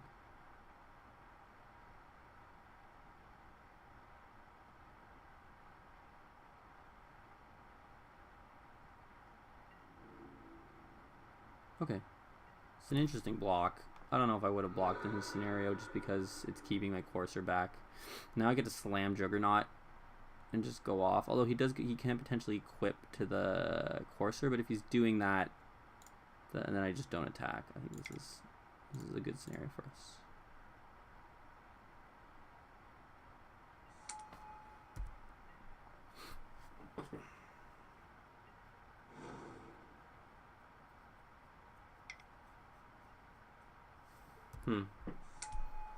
Oh, geez, it is first strike? That's very bad for us. Man, this Juggernaut has been heavily punished this sealed league. Okay, never mind. Get in there. Turns out we're just very good at Magic. So yeah, better, you know, sometimes you gotta be good and lucky. No, you just gotta get lucky. Being lucky is the key.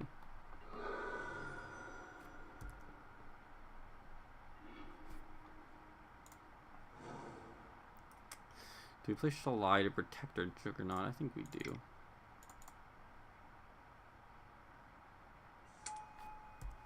Go ahead.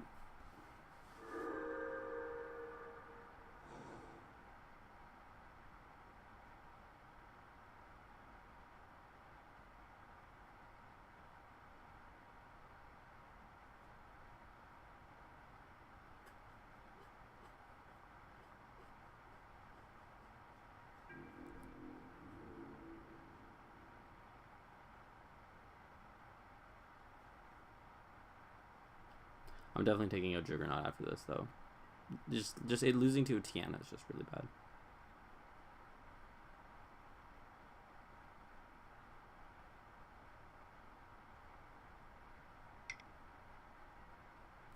Baird. Baird seems awful. So I'm gonna play the Thallid Omnivore first.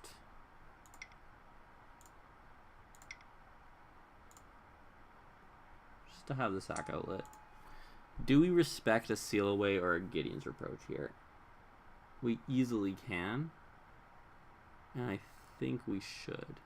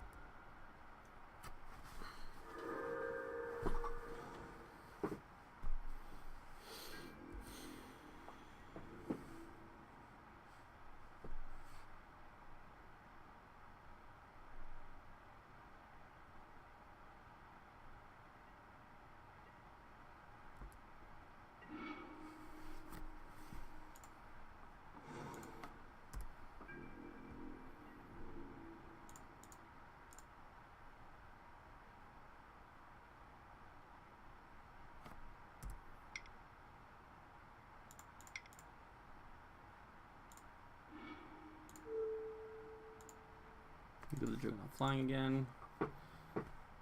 Could block the Omnivore, but I just sack the Surveyor.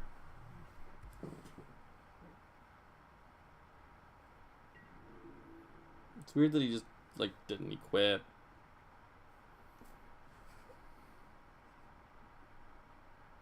Like he just didn't do anything with his mana. It's very strange.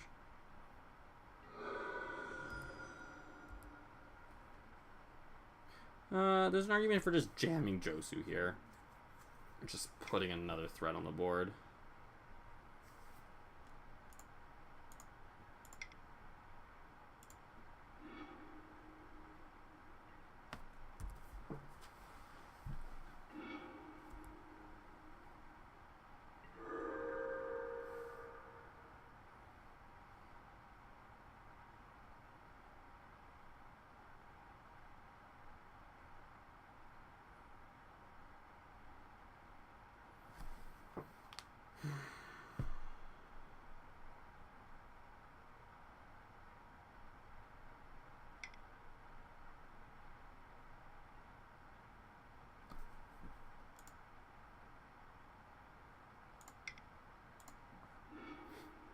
Eat it.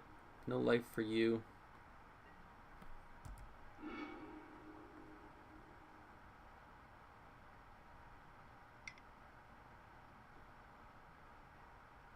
Okay, so he finally does that.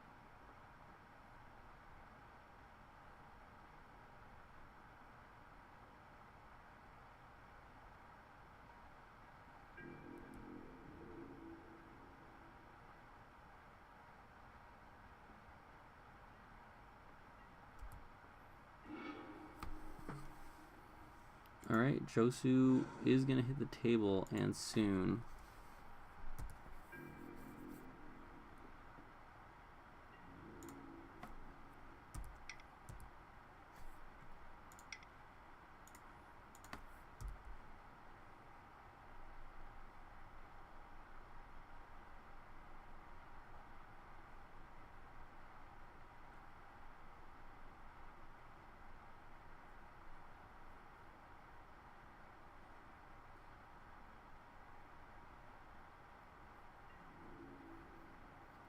If he double blocks here, I'm definitely just sacking both of them.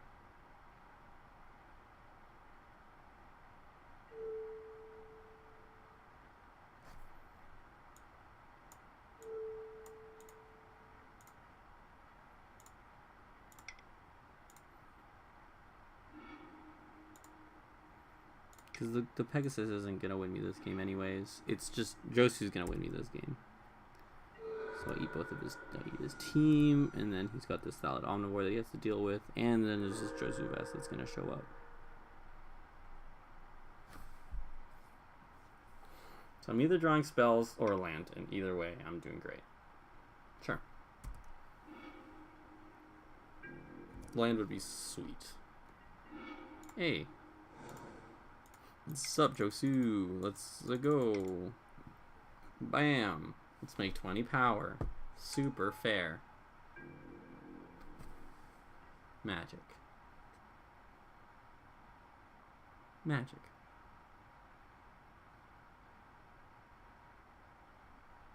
Travis says awesome. Travis is I guess Travis is a bit of a Timmy. Likes really splashy, explosive things. I feel you, dude. I feel you, Travis. What is our opponents on white red? Oh yeah, we said we'd take the Juggernaut out for sure.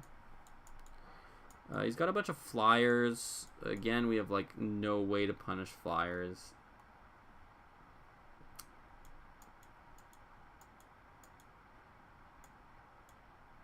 Yeah, I think I would probably just replace it with the Menace guy instead, because like the Sergeant of Arms aren't going to do anything. He did have unconditional exile removal, so we don't want to dub anything either. Let's go. Ready to win this game and then concede so that our opponent gets more prizes, because we're not getting any.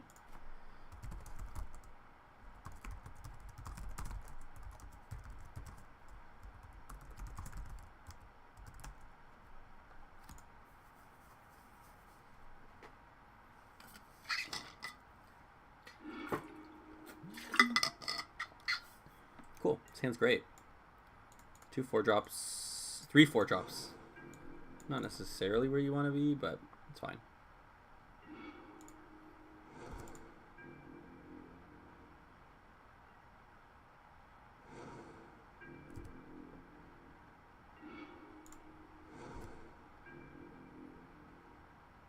You don't want to play this as a 1/1. Just don't. Like, you can play it defensively as a 1/1 if they have an X1. That's fine. But don't play it as a 1/1. For everyone's sake, including your own.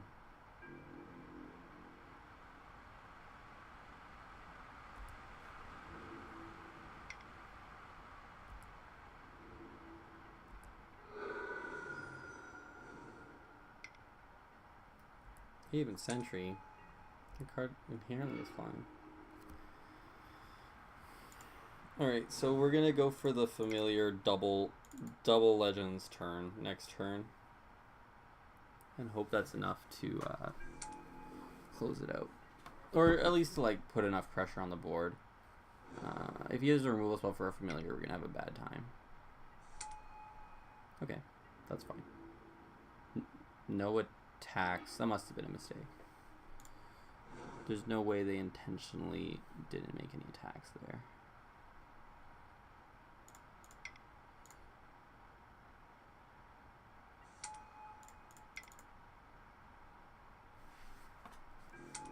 Alright, show us what you got. So we should be at like 15 if they had attacked us last turn.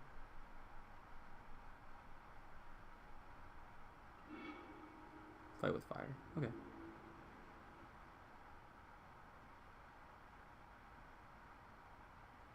Right. Forgot about this.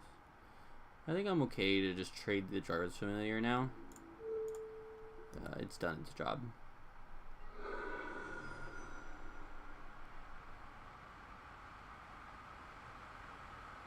Gilded Lotus is a pretty good draw here. I mean, I was gonna like Thallid Omnivore, but then I can't. Yeah, I'm just happily jamming this here.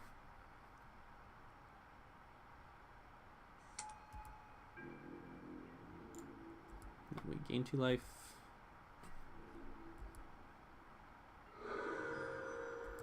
And then we pass the turn.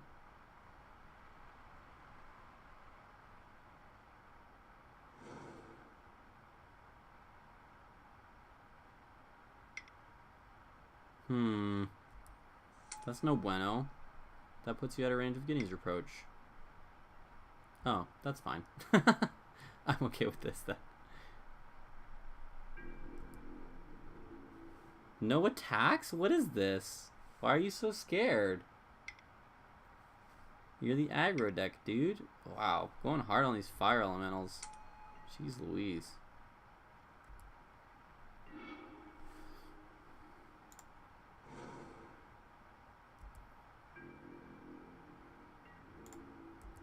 No fear.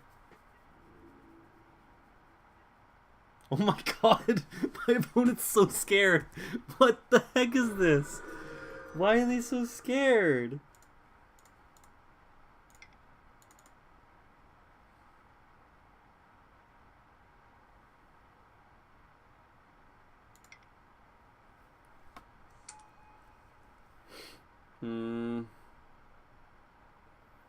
Do I play the Confessor and tap out of Gideon's Reproach and Shivan Fire? Probably not. I probably just leave them up. I don't think I need to hit a bunch of drops here. Just need to leave up my removal spells and not die.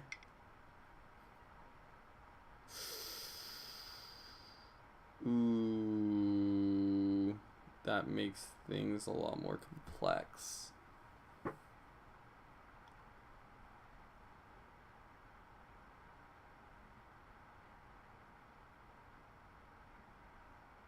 I can just Shivan Fire it in combat. Okay, I think this is fine. Which one? Okay, this one. I'm glad it tells me which one.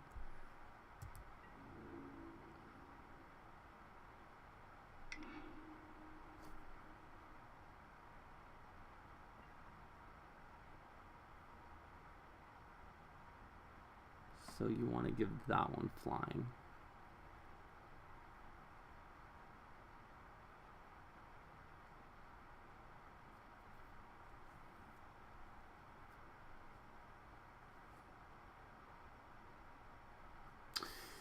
This is a tough scenario. So I can Shivan Fire the Dauntless Bodyguard, and then if he responds, I can give the other fire elemental no longer has indestructible, or I can double block it, and then if he sacks it, no, because then if he double blocks, he just passes priority to me, and he just 2-for-1s me. This is no good. I don't like this at all. I guess we're Gideon's approaching this fire elemental here, because this one is protecting this one, right? Can I please confirm? Okay, whatever. I'll let this trigger resolve. Please tell me, MTGO, which fire elemental Dauntless Bodyguard is targeting or is protecting. Please.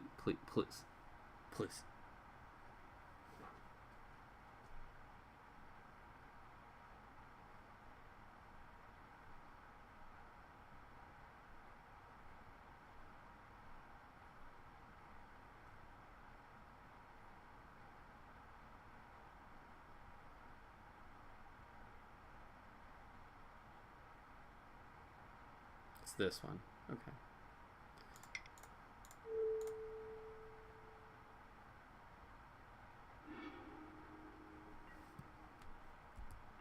I have no blocks, I'll take 7.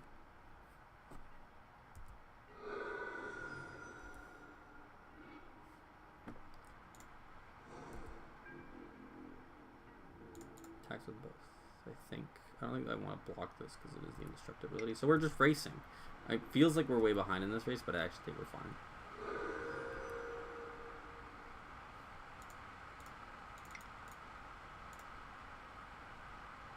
Danitha OP. Alright, let's again see what our opponent does here. So they just do the same thing.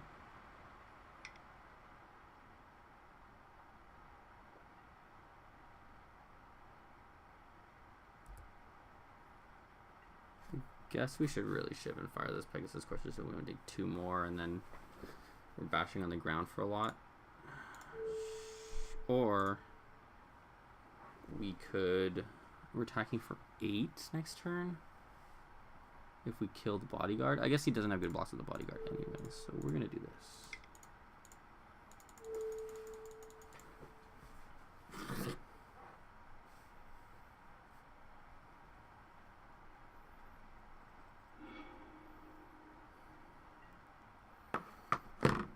No blocks. Going to 7. A Mesa Unicorn. Oh no. And it's a 3/3. Oh no. Oh, sick.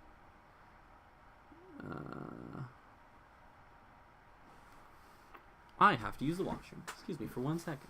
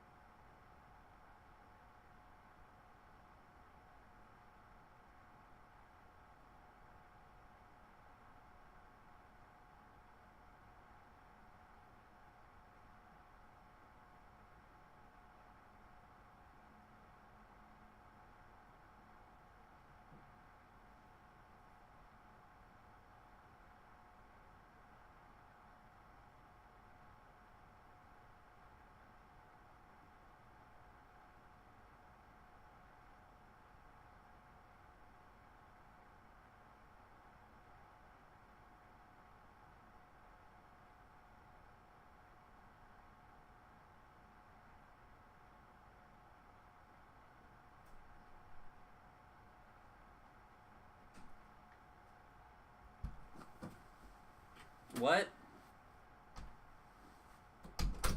But I told them I would concede.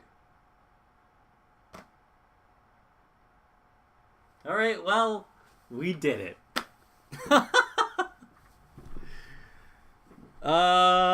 Okay, cool. That happened. Thank you for being patient, everybody. I very much appreciate you guys coming out, watching the stream. Definitely was a blast, and like it's something that I'm going to be doing regularly once a week. And if things, you know, open up in my schedule a little bit more, if this turns fruitful, then definitely is something that I might just do more often. So I'm going to be at least showcasing MTG XRay once a week. So in next week we're going to be doing some constructed brew.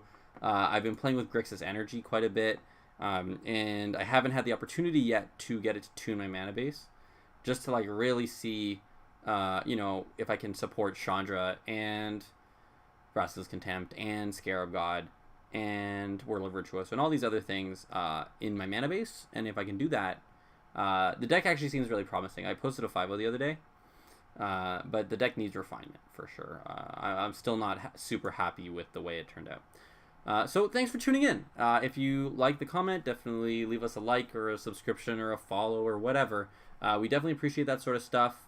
Any sort of feedback, you'll find a link in the description of the video or on the Twitch channel. I'll update that. So thanks so much for coming out. 2-3, not the strongest sealed record I've ever had, but I had a lot of fun.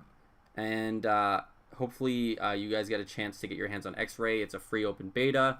So download it. It's not free on Android right now because like the Android store is being weird, but PC, iOS, download it and give it a shot and see like if you're having trouble building your mana base or if you're having mana problems, it might be a tool that will definitely help you with that. So cool.